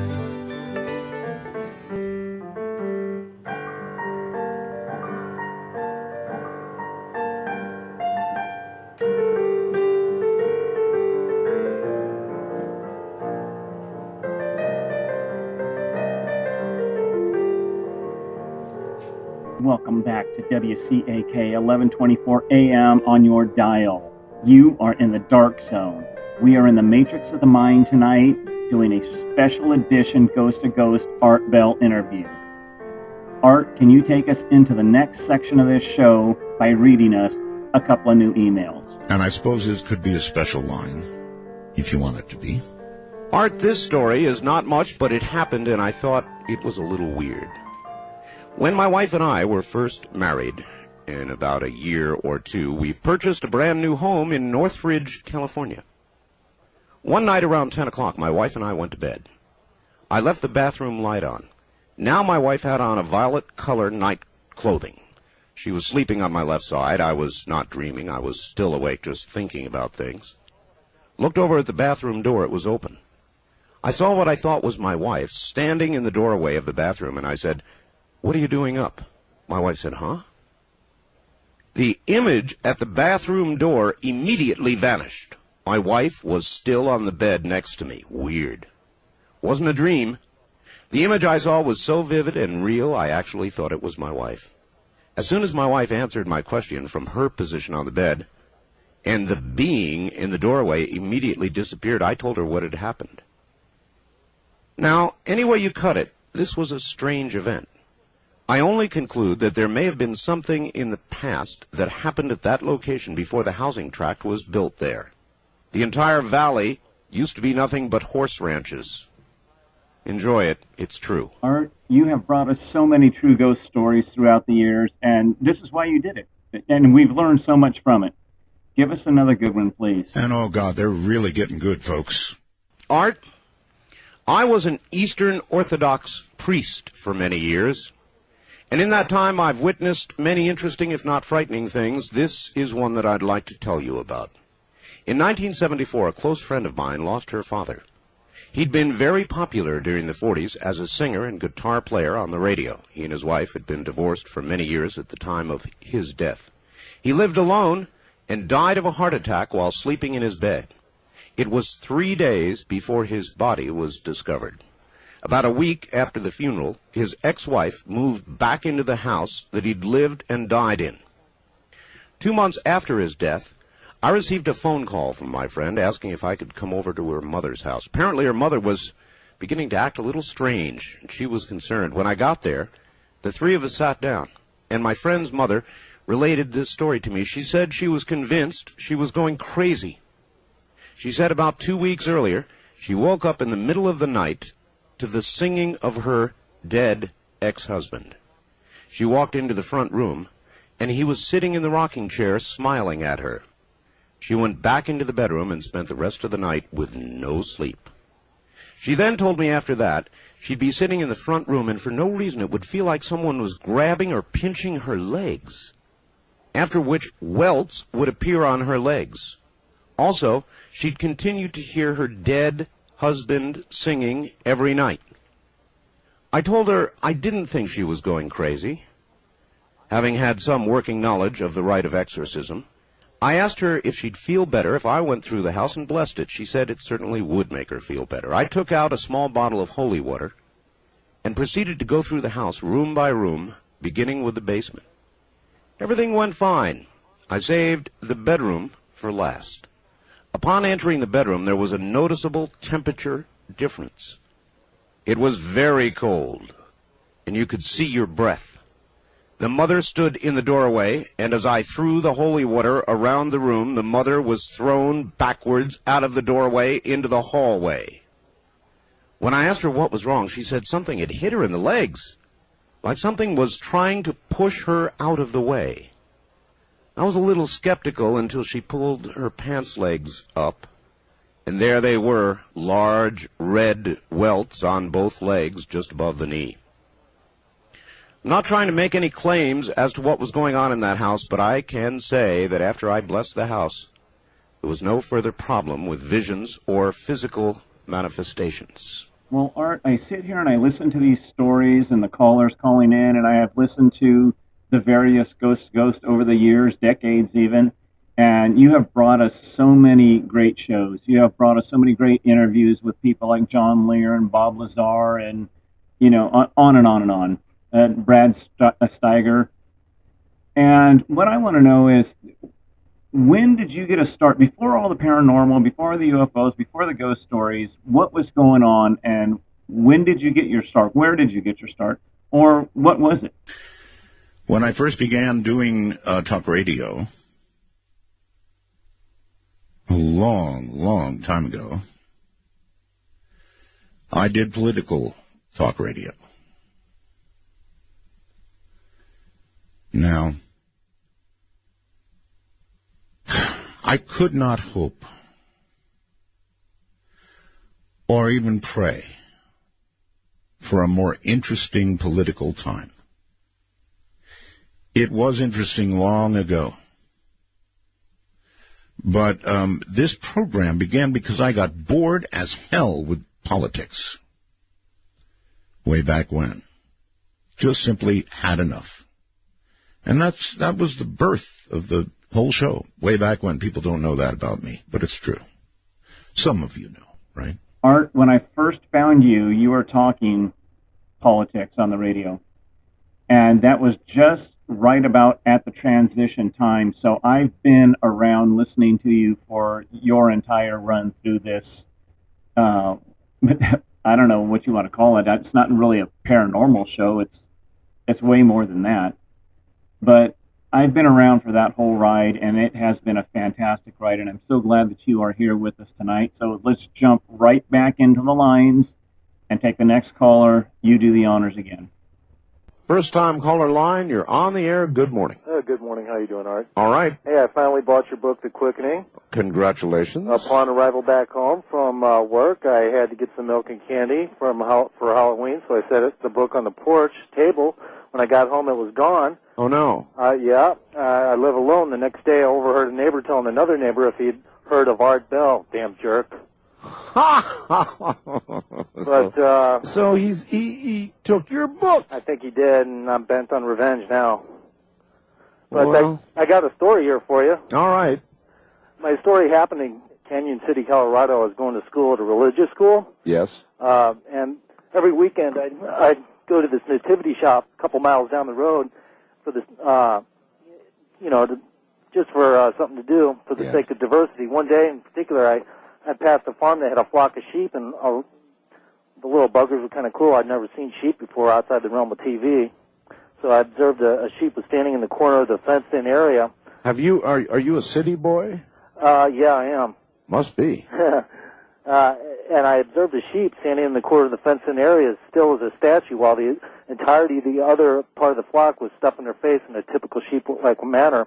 Sure. A couple of days later, I saw same thing, flock together, munching, strange statue-like sheep on the other side of the field, not eating. So the next week, the same thing, but this time that rancher was there. So I asked him, why the statue-like sheep was so weird. Did someone clock it in the head or something? It's the darndest sheep, he said. That sheep won't eat in the daytime, only at night. I said, bizarre. He said, you can say that again. It's so scared of others. It's also scared of other sheep, but product is product, and that's what counts. I said, that's for sure. So that one night I was coming back from the party, and I was walking by, and I could see a lone sheep, the lone sheep eating it or chewing in the moonlight. All the other sheep, needless to say, were sleeping, but I couldn't see the sheep put its head down to pull up grass or hay. What's going on here? It was kind of it was weird. You mean it was eating in midair? Yeah, it was eating in midair. It was totally bizarre. I couldn't understand it. So one evening I had just purchased some night vision goggles on the black market for a tidy price, tidy in the sense that it was cheap. I thought I'd walk by the sheep again that night. I looked through my goggles as I was approaching the sheep to test them out, since it was absolutely dark and there was no moonlight that night to speak of. Yes. Looking through the night vision goggles, I had to check my goggles thinking they might be lemons because of what I was seeing. I tried again, and there it was again. The sheep was stretching out its neck, standing on its hind legs. There, to my absolute amazement, was this neon green image of an upside-down man holding his hand high, apparently hand-feeding the sheep. And around him were other people walking upside down with an occasional neon image of what looked like dogs. Wow! Yeah, this is totally bizarre. I sat there and tried to keep my composure for several minutes until I couldn't help myself. I picked up a rock and threw it at the neon image of the upside-down man feeding the sheep. The rock hit the sheep instead that he was feeding, and the upside-down man stopped abruptly. He looked over my way, apparently spotting me. Yeah. He made some hand gestures to the others that were walking around him, and they all disappeared. When I took the goggles down to start running, I saw several baseball-sized red dots coming at me. I ran as fast as my feet could carry me, somehow lost them hiding in the combine. I stayed there for about 3 hours with an occasional red dot passing by. After about 3 hours, I got out of the combine and ran, like you would not believe, back to my dorm in complete terror. Of course. Moral of this story, never throw stones at ghosts. And it's true, too, Art. I appreciate the story, sir. Thank you. Art, I could only imagine, as long as you have been in broadcasting all the way back to the very beginning, and I know that you study the news and you've studied headlines and all that all along the way, you must have seen a million tons worth of news. Can you recall and tell us or read the story about the most bizarre, one of the more bizarre news headlines that you have seen? And I'm going to read this to you. It says, patients near death see visions of hell, by Robert Matthews, science correspondent. Terrifying accounts of gravely ill people who claim to have been dragged to the very gates of hell by demons are now to be studied scientifically for the first time by a British psychologist. The existence of so-called near-death experiences, or NDEs, in which dying people report having mystical sensations before being resuscitated, is now widely accepted by doctors and scientists. Their cause is unknown, but they typically involve the feeling of deep peace, followed by a sensation of floating up through a tunnel toward a bright light and into a beautiful kingdom. But it is now becoming clear that for some people, NDEs are very far from blissful. Instead, a feeling of floating upwards, they report being pulled down toward a pit inhabited by demons. So there you go, folks. I've been waiting for this one, and typically, when you talk to somebody who has had an NDE, nearly always they will tell you, oh, there's no bad experiences, and you will ask NDE researchers, well, have you ever heard of anybody going anyplace not so pleasant? And sometimes they will, very occasionally they say, well, I've heard some rumors or a couple of reports of that kind of thing, but basically no. And I always felt that that was more or less baloney. And this story confirms that fact. There are many, apparently. Now, obviously, people don't talk about that.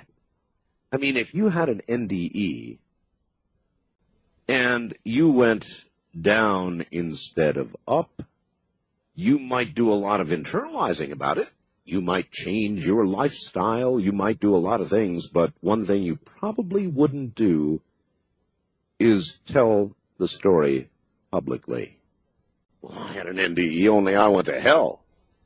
No, you wouldn't talk about it. And I always thought there would be a bunch of those because there are a bunch of not-so-nice people around. Wow, that is certainly bizarre. I had not heard that before, and that kind of gave me a little bit of goosebumps. But anyway, let's get back into it. Let's take another call. All right, west of the Rockies, you're on the air. Good morning. Good morning, Art. I'm glad I got through. First of all, do you believe that dogs can see ghosts? I have a feeling that dogs and cats and animals in general see things that we don't, that move among us. Now, are they ghosts? Yes, maybe. But there's something that they see that we don't. It's obvious. If you watch their behavior, you can tell when they see them. Well, exactly, and we're having that problem in our house right now. Oh. And, well, last December, my wife's ex-husband was killed in a really bad car wreck. And ever since then, we've had a lot of odd things happening, such as our little dog barking at the air and growling. Well, dogs sometimes bark at the air, but rarely growl. Now, growl indicates presence of something they don't like. And the other night, I was laying upstairs next to my wife. Yes. And I felt a tap on my shoulder, and I looked up, and at the end of my bed, there was a big, dark entity there. Uh-huh. And this entity was trying to pull, it seemed to pull my soul out of my body. And it pulled your soul? It was trying to pull my soul out. Listen, can you hold on? Yes. During the break? All right, fine. I'm going to leave you right there, and I keep getting requests to play this, so I shall. Come on in the matrix of the mind. Come on in, it's fine. Sit with me in this storybook land and listen to the stories firsthand. It may scare you, but I won't spare you as you entered of your own free will. You have entered the dark zone, and now you must just sit and chill. You're in the dark zone. You're in the dark zone. You're in the dark zone. You're not a drone. Here in the dark zone.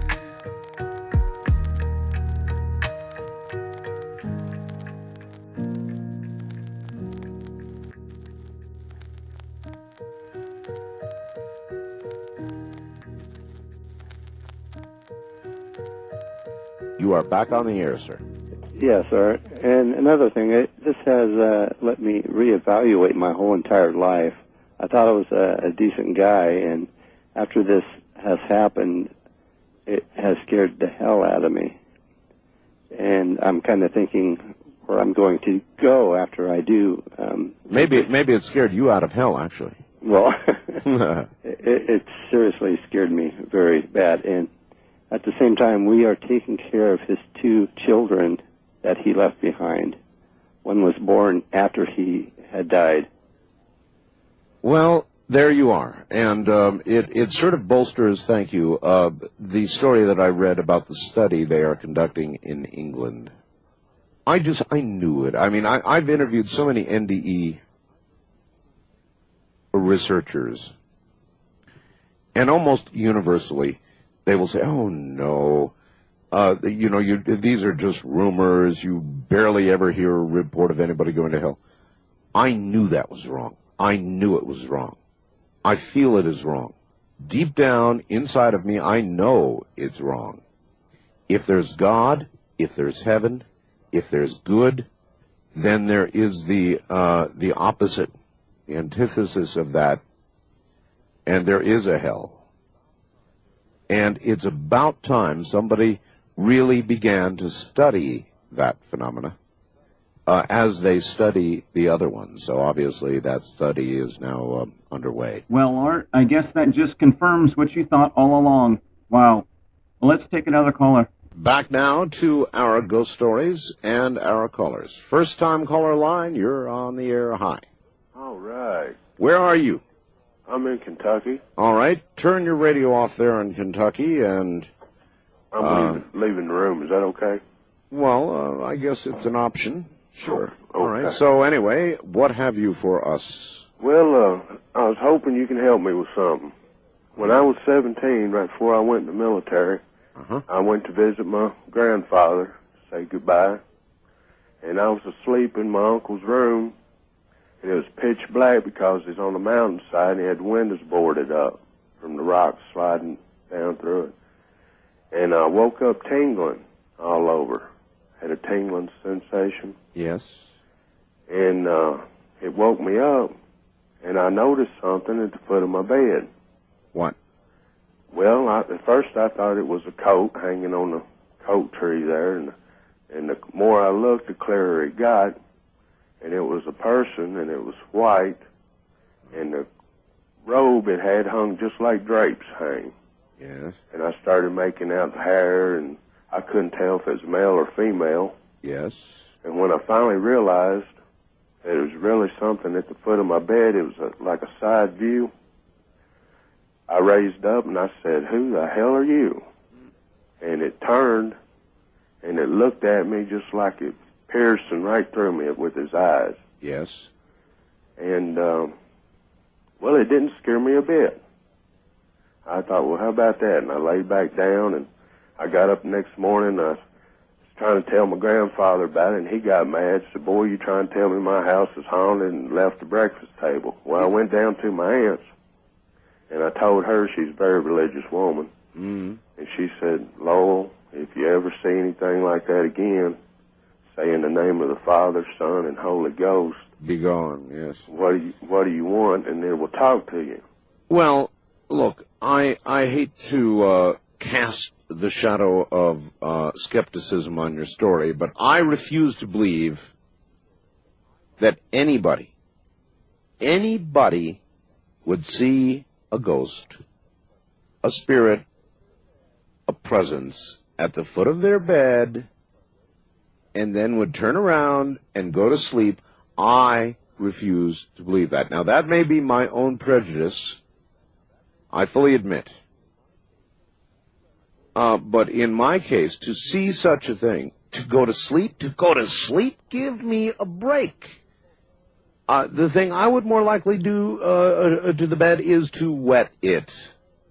I mean, that would just scare the heck out of me, at the minimum. And I sure as heck wouldn't go to sleep. Now, I have talked to no less than 3 or 4 people tonight who have had their ankles pulled, have had presences on the bed with them, and in each case they have said, "I went to sleep."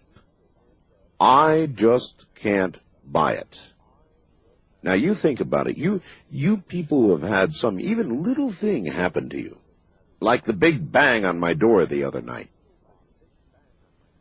it's still bothering me.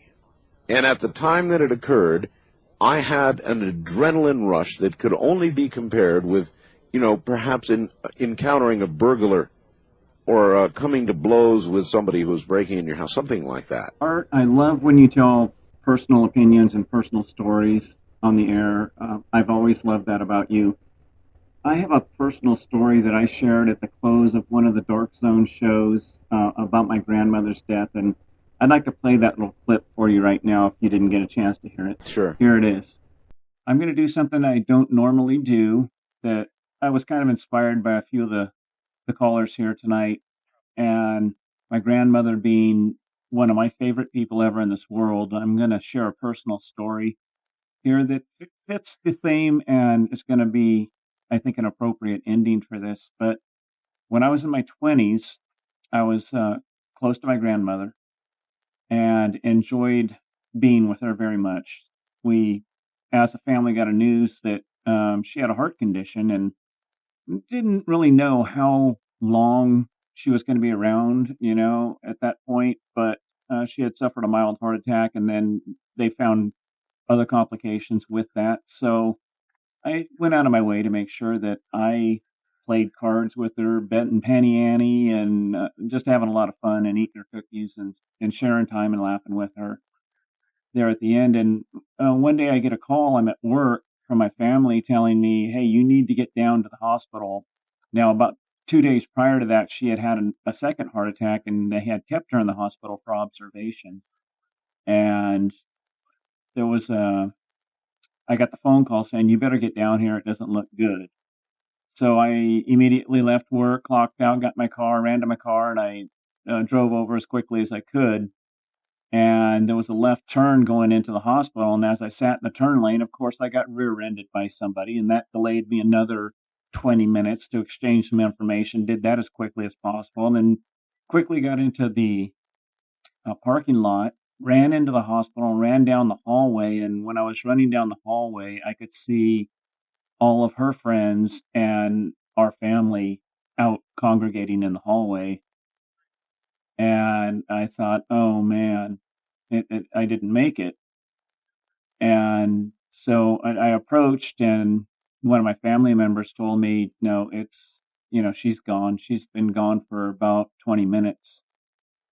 And, so there was nobody in the room with my grandmother at that point. She was gone. And I went in to say my final goodbyes to her. And when I did that, I grabbed her hand. Her eyes were closed, and the body was kind of cold at that point. At least her hand was. And I just proceeded to tell her goodbye. And she squeezed my hand, which kind of startled me. And she opened her eyes, and those big, beautiful blue eyes that she had, she looked at me and she said, "Oh, I have been waiting for you. You're the last one that I need to see. I just want to tell you that I love you, and I will see you on the other side."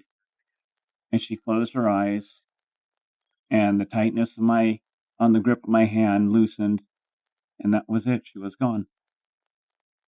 So another story from the other side of the veil. That's a hair curler. That's the most incredible story I've ever heard.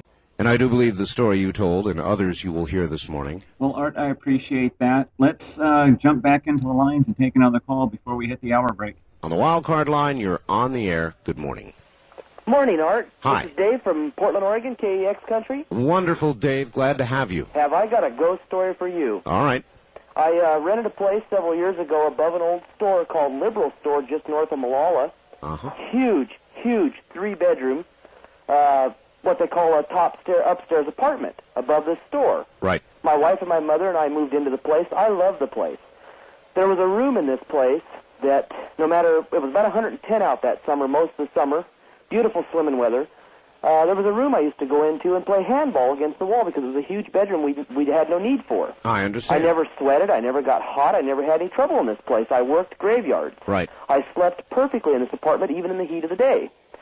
My mother began having episodes, swinging chandeliers, fingerprints left on her arms from something touching her. She'd scream, "Oh, my God, something's touched me." And you could smell lilac perfume vividly. My wife and I and her little sister and her little brother were sitting eating hamburgers one night, watching TV. They had done the dishes after dinner was made, before we ate, and we heard a big crash. Went in there, and all the dishes were scooped into the sink. Oh, boy. My wife's stepfather has a beautiful Alaskan Husky dog, a large dog. He says, "Oh, I think you're crazy. I don't believe in it."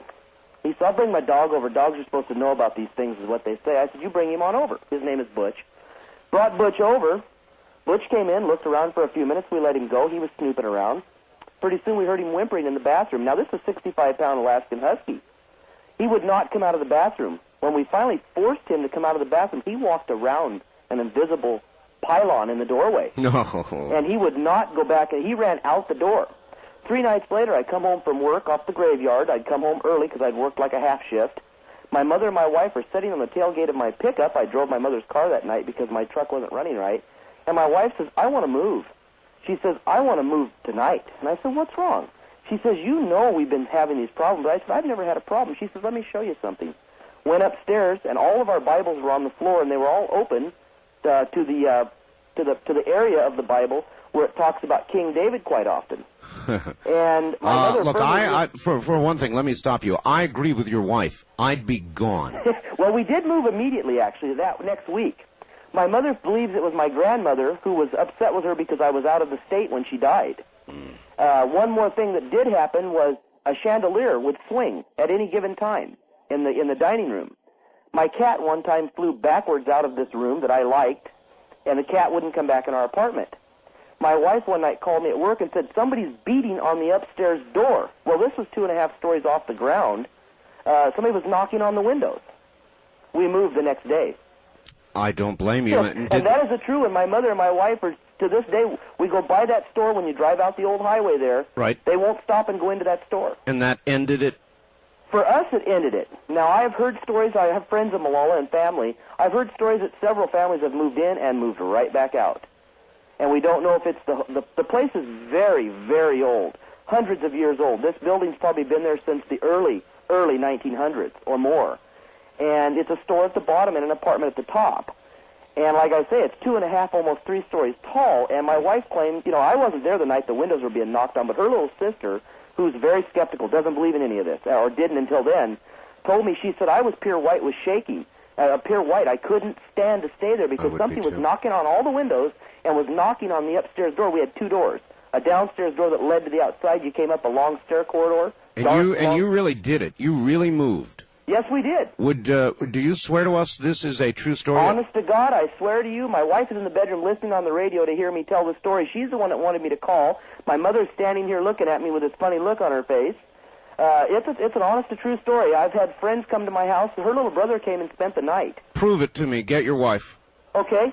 Dean. I'll tell you what. Now hold on. Now okay. I'm coming up to a break here. All right. Okay. And so what I'm going to do is break. You won't hear anything on the line during the time that we're gone, but don't worry. We'll come back to you right after the break. How's that? Okay. We'll be waiting. All right. Good. Thank you. Stand by. Stay right there.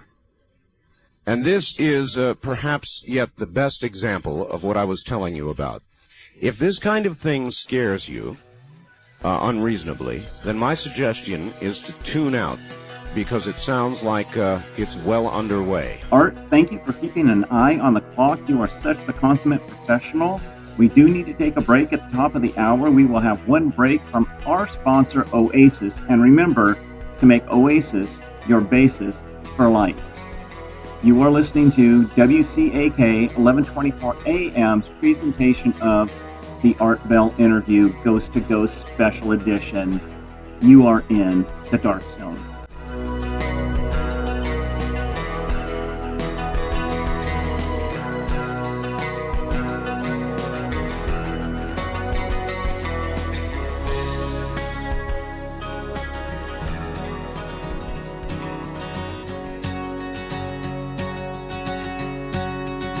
It's 5 o'clock. The sun's dipping low. You've done your part. Now it's time for the reward. You don't need a map, just a moment and a cold splash of clarity. You need Oasis beer. From the heat of the grind to the cool of the unwind, Oasis is your refuge. Bold, smooth, and unmistakably real, because you've earned every drop. Whether it's cracking open the day or closing out the night, make Oasis your basis for life. Oasis beer, available wherever cool is sold. Make Oasis your basis for life.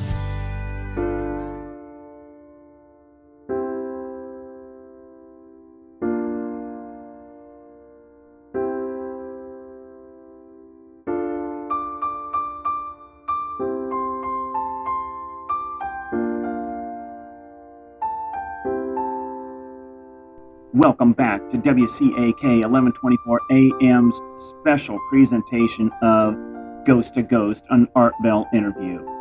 You are here in the matrix of the mind in the dark zone. Art, can you please pick up the call where we left off? Now, if we are lucky, back to the telephone now, and the continuation of the story we were hearing, or the confirmation of it. Hello? Hello. Yes, sir. Yes, I'm back. You're back, okay. And my wife is sitting here, we were discussing this, and she says, well, I was a skeptic until this happened. I didn't believe in poltergeist. Now she's here to tell you about it. All right, put her on. Here she is. All right.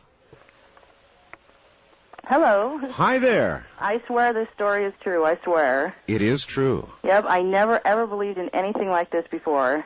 It is so bizarre. And you are the one who said, that's it, folks, we're out of here? Yep, I refused to go back. We went and stayed with relatives till we could move. I refused to spend another night there. Wow. I wouldn't go back. Well, I must say, I am with you, and I would have been the person first saying, we're out of here. Yeah, well, it happened for like 2 weeks before any of us ever mentioned it to each other. We'd all been having like little episodes separately. And then me and my mother-in-law were sitting there one night, and I said, what's going on? And this cabinet door was opening and closing in the kitchen. Oh, boy. And that's when we discussed with each other and said, we think we're living here with a ghost. Mm-hmm. Well, I can imagine that would occur, that everybody would have little things that would occur to them, and you kind of dismiss them, or... Well, yeah, because you don't want to believe it. You don't want to believe. You never want to believe it. That's right. But then you start putting it all together, and you all see it. And it is, and it just, too much started happening. Look, I appreciate your confirmation. It's really kind of you to come on the phone, and thank you both. Thank your husband for me. Okay, thank you. Take care. There you are, folks. Art, what another great story and another great call. And I'm with you, and I'm with the wife. I'm up and out of that place, man. If I can do it financially, I am leaving that day or that night. I am out. I'll pay somebody to come back and pick up my stuff for me. Art, we've had a lot of great calls tonight. Can you go ahead and bring us back an email right now? It was a Sunday night. I worked the graveyard shift and got done getting ready for work a little early. Since I had about a half hour to kill, I sat down, put on the headphones to listen to the stereo. As I relaxed, I got that eerie feeling that someone was watching me. Couldn't resist the feeling, so I turned around and saw someone run down the hall. I knew my roommate was out for the night, but thought, well, maybe he'd come home and was playing a trick on me. Went down the hall, turned on all the lights, called out to him, no response. Okay, my mind is playing tricks on me. So I sat down and put the headphones back on. I started getting that strange feeling again that someone was watching me. This time I turned around quickly and again saw someone run back down the hall. At this point I was getting scared. I ran out of the apartment, went to work.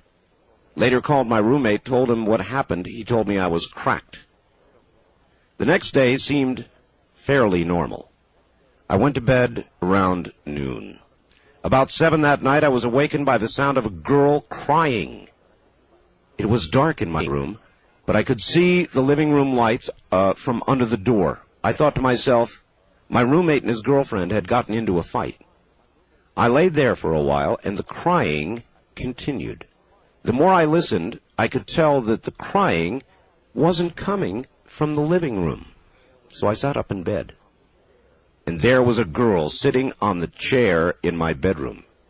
She was about 16 years old, wearing a blue dress from the late 1800s, long blonde hair, and crying.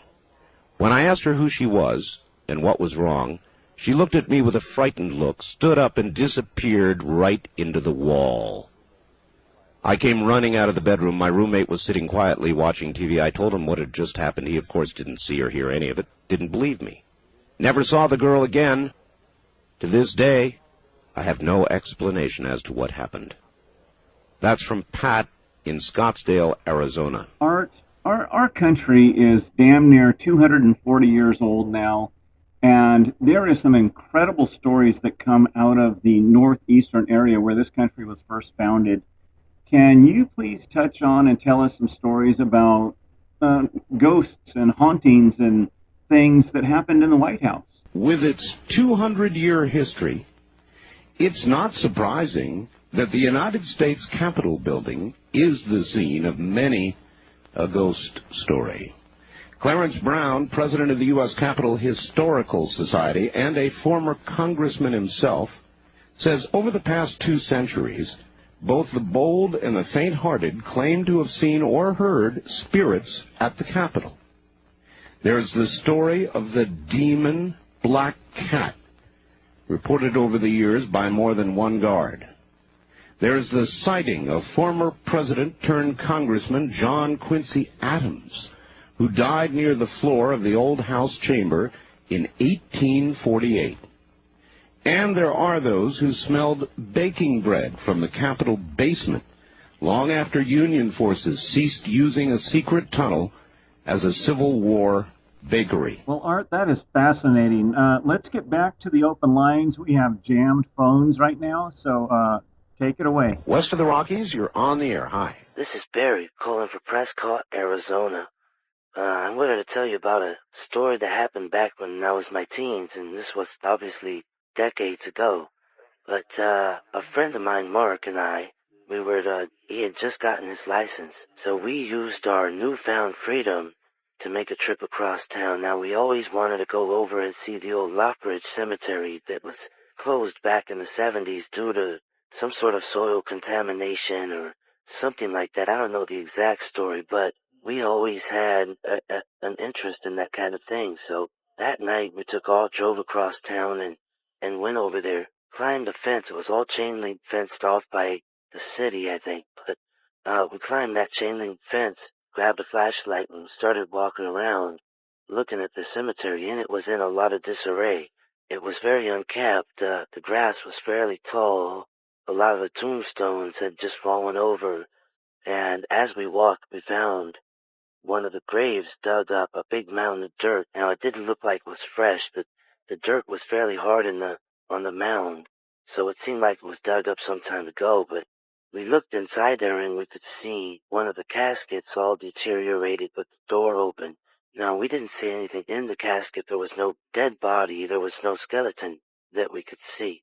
Now, again, this is in the middle of the night, and we only had a crappy flashlight with us, but we started walking around and circling around the other side, and could have swore I heard a voice say, "Come here, come to the hole." Now, I looked at Mark. He looked at me real quick, and Mark said, "Did you hear the wind rustling in the trees right then?" I didn't feel any wind, but we kind of passed it off as that, or wanted to in our mind anyway, and took a few more steps, and we heard it. Again, we heard a voice say, "Come here, come to the hole." Now that we knew we heard the second time. When I looked at Mark, he was turned white as a ghost. His grip on that flashlight was unbelievably strong. You could see him trembling, and he took off running.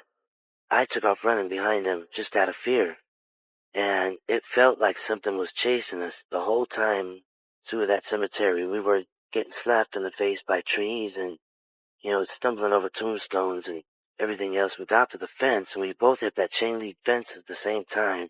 We started climbing to get over to the car, and it looked to me like something had grabbed Mark's leg and tried to pull him back down. It ripped his shoe off his foot, and he got away, and we made it over. Jumped in the car, and we smoked those tires getting out of there. Didn't say a word to each other all the way home. Got home, and he came to my house to drop me off. And I looked at him and I said, "Mark, did we see what we just saw, and did we hear what we just heard?" And he said, "I don't know, but I don't really want to believe it." Well, we both knew something was there, and something chased us off and scared the crap out of us. Now, he's since moved out of state. This was decades ago, and he has since moved out of state, and I've lost contact with him, but that was the scariest thing that ever happened to me in my life. I appreciate your call, sir. Thank you, and good night. And I think this is a real McCoy, folks. This is real communication. Art, I cannot agree more. The phone calls that we have had on this show and that you have had over the years, the emails that you have read, the faxes that you get and you have read, the pictures, it's communication with great ghost stories that we would probably never hear. These people probably don't tell these stories for fear of being ridiculed in their normal everyday lives. Thank you for having this show, Art, and let's get back into another call. Join us. First time caller line, you're on the air. Hello. Hey, good evening, Art. How are you? I'm just fine. What's your first name? The name is Gregory, Okay, Greg. and I'm calling from New York, New York. New York, New York. Yes, good old New York. Uh-huh. Okay, now my story goes back to the mid-1980s. I was studying abroad in Athens, Greece. My family's from Greece. I wanted to go back and reconnect with my roots. Sure. And before I was returning back to New York, I went to go say goodbye to my uncle and my grandmother. They lived down in southern Greece near Sparta. I stayed with them many, many times in this house, and nothing ever happened, so I didn't expect anything to happen. Mm-hmm. I arrived, it was pretty late at night, and there were some relatives visiting from the States, and they were all sleeping downstairs in the one room. There's no central heat, so they all, there was a portable heater, so they were all sleeping in that room. So they put me upstairs by myself. So now to go upstairs, you have to go from the outside, there's an outside staircase, and there's a separate door, which I locked, and you go into a foyer. And then you go into the bedroom, and there's two French doors, which I lock with the latch. So I go to bed, I'm lying in bed, and I fall asleep. Now, the bed is facing the doors that are latch closed. Right. And I wake up in the middle of the night, and I hear a knock on the door, which I thought was, it must have been 3 o'clock in the morning. And I thought, the outside door was locked. Who can this be? So I said, who is it? Nothing. They just kept on knocking on the door. It just got louder and louder and louder. And I thought maybe it was an animal or something, so I picked up my sneaker ready to throw it. And all of a sudden, the two doors, the French doors, just started shaking violently, like boom, boom, boom, boom, boom, boom. Oh. So I thought maybe it was an earthquake, but nothing else shook. Uh-huh. Then it just stopped. So I just grabbed the other sneaker. I didn't know what to do. I was just shaking in bed. I finally fall back asleep. And the strange thing was I was having a dream that I was leaving. I was buying a train ticket, and somebody was mugging me from behind. And I remember saying to myself in the dream, well, this is strange because my wallet is in the front of my jacket and I'm behind. Right. Well, I wake up from the dream, and there is an entity or something straddling on my back in the bed. I was sleeping on my stomach. Huh. And I feel this bony hand grabbing my right buttock and grabbing it, and you can feel the fingers, the bones on his hand. So I try to pick myself up kind of like a push-up. In other words, there was no flesh, only bones. That's what it felt like. You felt these long, bony fingers. Yes. So I try to pick myself up like a push-up, Mm-hmm. and another hand grabs the back of my head and smashes it back in the pillow.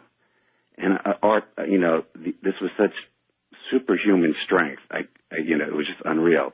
And I try to pick myself up again and again. It pushes my face back into the pillow. At the same time, it's still grabbing, my rear buttock over there. This must have happened maybe 4 or 5 times where I try to pick up, and at the same time, I feel this thing on my back, and it's still grabbing me. About the 6th time, I finally let out a scream, and I was able to push up all the way, and it just stopped. I might have screamed long before the 5th or 6th time. Oh, my God. Well, the funny thing was, of course, I waited till sunlight before I fell back asleep. At least. Yes, and then my uncle woke me up, and I went downstairs, and they're making fun of the lazy American who slept all night. So I turned to my one cousin who I had just met, who was sleeping there, and he was from Baltimore, and I said to him, do you have an open mind? And he looked at me, he goes, did something happen to you too? And I said, well, what happened to you? He goes, I don't want to talk about it, but I'll never sleep in that bedroom again. Oh, God. Oh, boy. All right, got it. I really appreciate your call, sir. Thank you. That's exactly what I was after. That's exactly what I mean. So what was that? The bony fingers being slammed again and again in his bed, not just one person, but several, at least 2 occupants of the house. Art, we are really getting some good calls coming in right now. Let's just go ahead and continue with the next couple of calls. You take them. Wildcard line, you're on the air. Ghost to Ghost AM. Hello. Hi, this is Ricky in Atlanta, and I just got a little bit of that last guy's call. I would tell you, I live in a haunted house. Now? Yes, we're still here. When we bought the house, the guy that was the previous owner shook my husband's hand, and he says, good luck in the mortician's house. Oh. Anyway, the story, this is true. A lot of things are happening. Things are moving and moving around, and noises and all that, and even tapes some conversations or not some voices. And mocking and stuff. Anyway, but the worst thing, I'm going to bed, and I got petrified to go to bed, and it would first start laying on me. And it was something. I could feel them touching the covers and just basically like inching up on the bed. Yes. And laying on me. And when this happens, Art, you cannot move. It freezes you. You cannot move. You're paralyzed. Yes, sir. And there is no screaming. You cannot scream. You cannot do anything. And my husband's laying right beside me. Finally, I reach over and touch him, and I wake him, and he finally wakes up. What happened? And I tell him. So we got to where we slept closer, and so I could touch him. And the worst thing that happened is this: I could feel it laying on me, or itching up and laying on me, and the thing tried to have sex with me. I'm not exaggerating. I understand many reports, so that you might know, include sex or attempted sex. Well, yes. It felt on your privates. It felt like, and again, I was paralyzed. I couldn't move. I couldn't do anything. It felt like something was trying to tickle me with feathers, or just, and they couldn't. I guess they couldn't figure out what to do. I don't know, but it was terrifying. Oh, that's odd. And now I basically sit up at night and listen to you, and go to bed when you go off, and try to go to sleep, and it's changed my life. It obviously has. You wait for the sun to come up over the horizon. Exactly. All right, my dear, thank you. Take care. There you have it. That would change your life, wouldn't it? If that really happened to you, I mean, think about it for a moment. It would change your life, wouldn't it? You might not go to sleep until the sun began to come up over the horizon. East of the Rockies, you're on the air. Hello, John. Your name is John? My name is John. Okay, John, I'm Art. 570 WKBN out of Ohio. Yes, sir. What's up, John? Hello. I just got a real quick one. About 15 years ago, I was sleeping in my bedroom, and the door was locked, and it was sort of early morning, Art. Yes. And by the way, I've been listening to you since day one. That's a lot of days. Yes, sir. Thank you very much for all the entertainment. You're very welcome. Okay. And the door was locked in my bedroom, and I was sleeping on the floor because it was a hot summer night, and it was beginning the break of dawn. So the light was coming through the window, and I feel a kick on my side, which wakes me up. And the light comes, and it hits my pillow. This is important, that I can see my pillow after I was woken up by a kick on my side. Okay? Yes. The door's locked. I'm the only one in the bedroom. Yes. Someone kicks me in the side. All right. The next thing that happens, there's these two things of spit, if you will, that land on the pillow. Really? Gigantic spats, if you will, of phlegm. Yes, sir. Yes, okay. That land on the pillow, the larger than the size of silver dollars, if you will. Wonderful. And first I saw one that was on the pillow, and then I saw the next one come and hit the pillow and actually land on the pillow. Yes, sir. I felt someone was standing over top of me doing this. And that's my story. Well, wonderful. Thank you for that phlegmy contribution. Ay. You see, you ask and you receive. This is pretty unusual stuff. I mean, the thing about that story, for example, is you wouldn't make that up, would you? You really wouldn't make that up.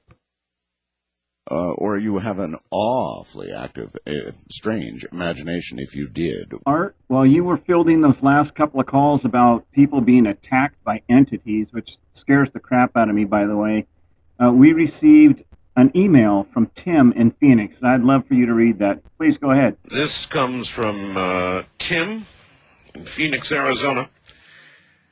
Art, a contribution to your program. This experience took place 20 years ago, and I swear I get goosebumps when recalling this incident to this day. It was the summer of '81. I was a typical 17-year-old.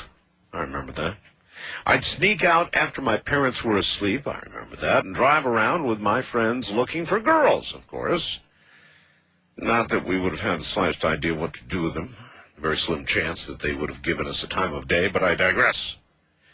After getting back home at about 3 a.m., I got out of my friend's car in front of my parents' house, waved goodbye to my buddies, turned around to head towards the front door. As I looked around, I was quite startled to see a man standing in the street between me and my parents' driveway.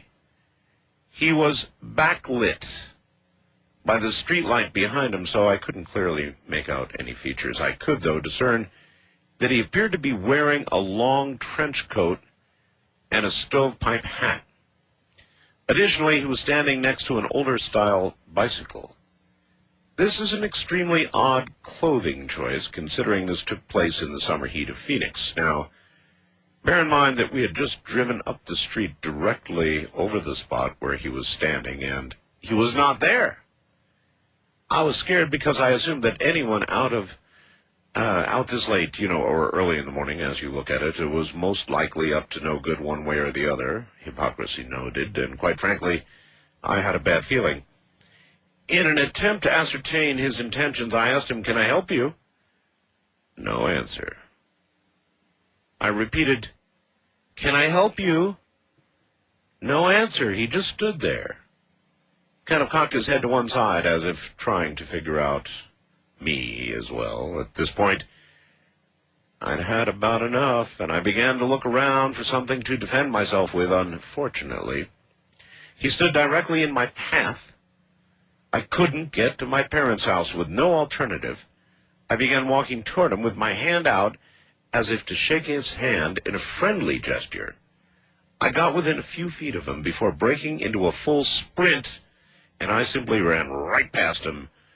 And I noted that as I did, it was very, very cold as I ran past. I didn't look back.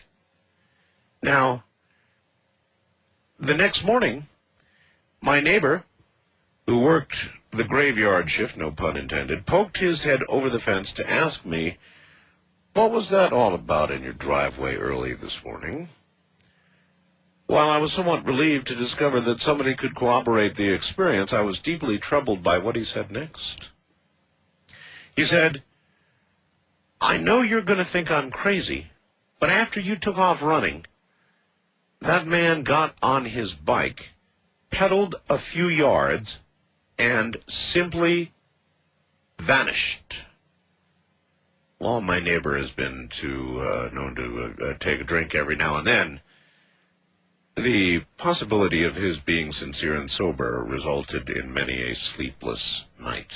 Well, Art, we are closing in on the end of the show here tonight, this special edition of Ghost to Ghost, an Art Bell interview here on WCAK 1124 AM. As we both sit here in the matrix of the mind, I want to thank you. And let's go ahead and field one more call. Fire away. You're on the air. That is it. Oh, I'm sorry. Yeah, I'm in San Diego, California. This happened in a small town in Missouri. I was about 14. My sister, myself, and my mother lived in a small two-bedroom home. I had my own room, and my sister and my mother had their own room down the hall from each other.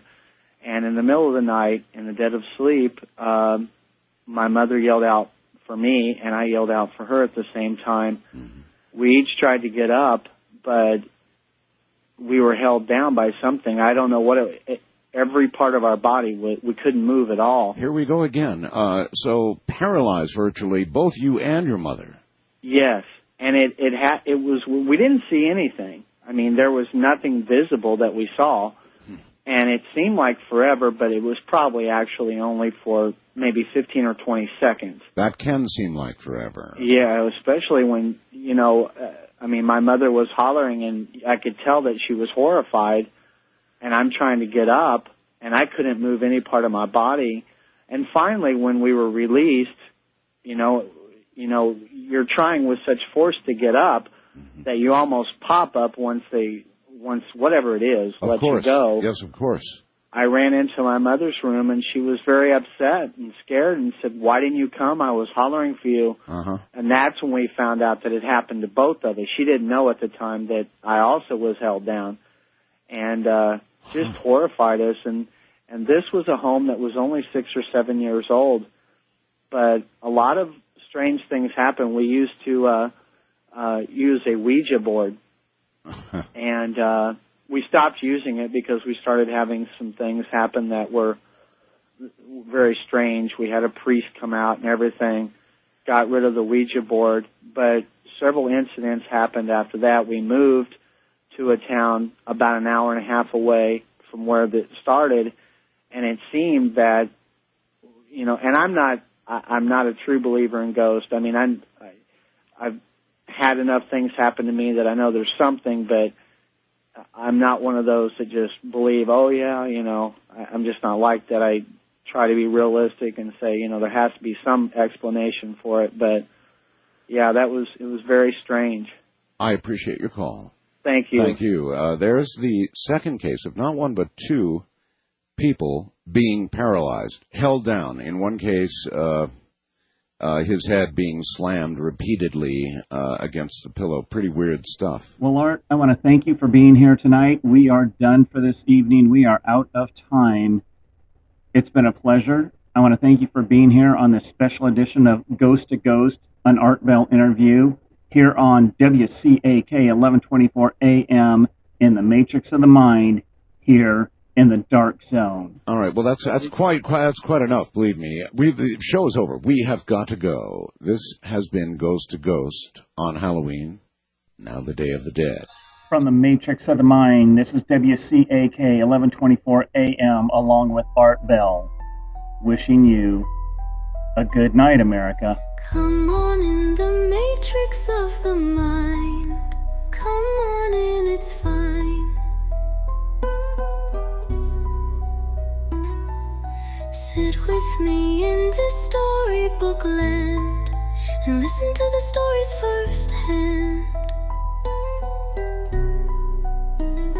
It may scare you, but I won't spare you.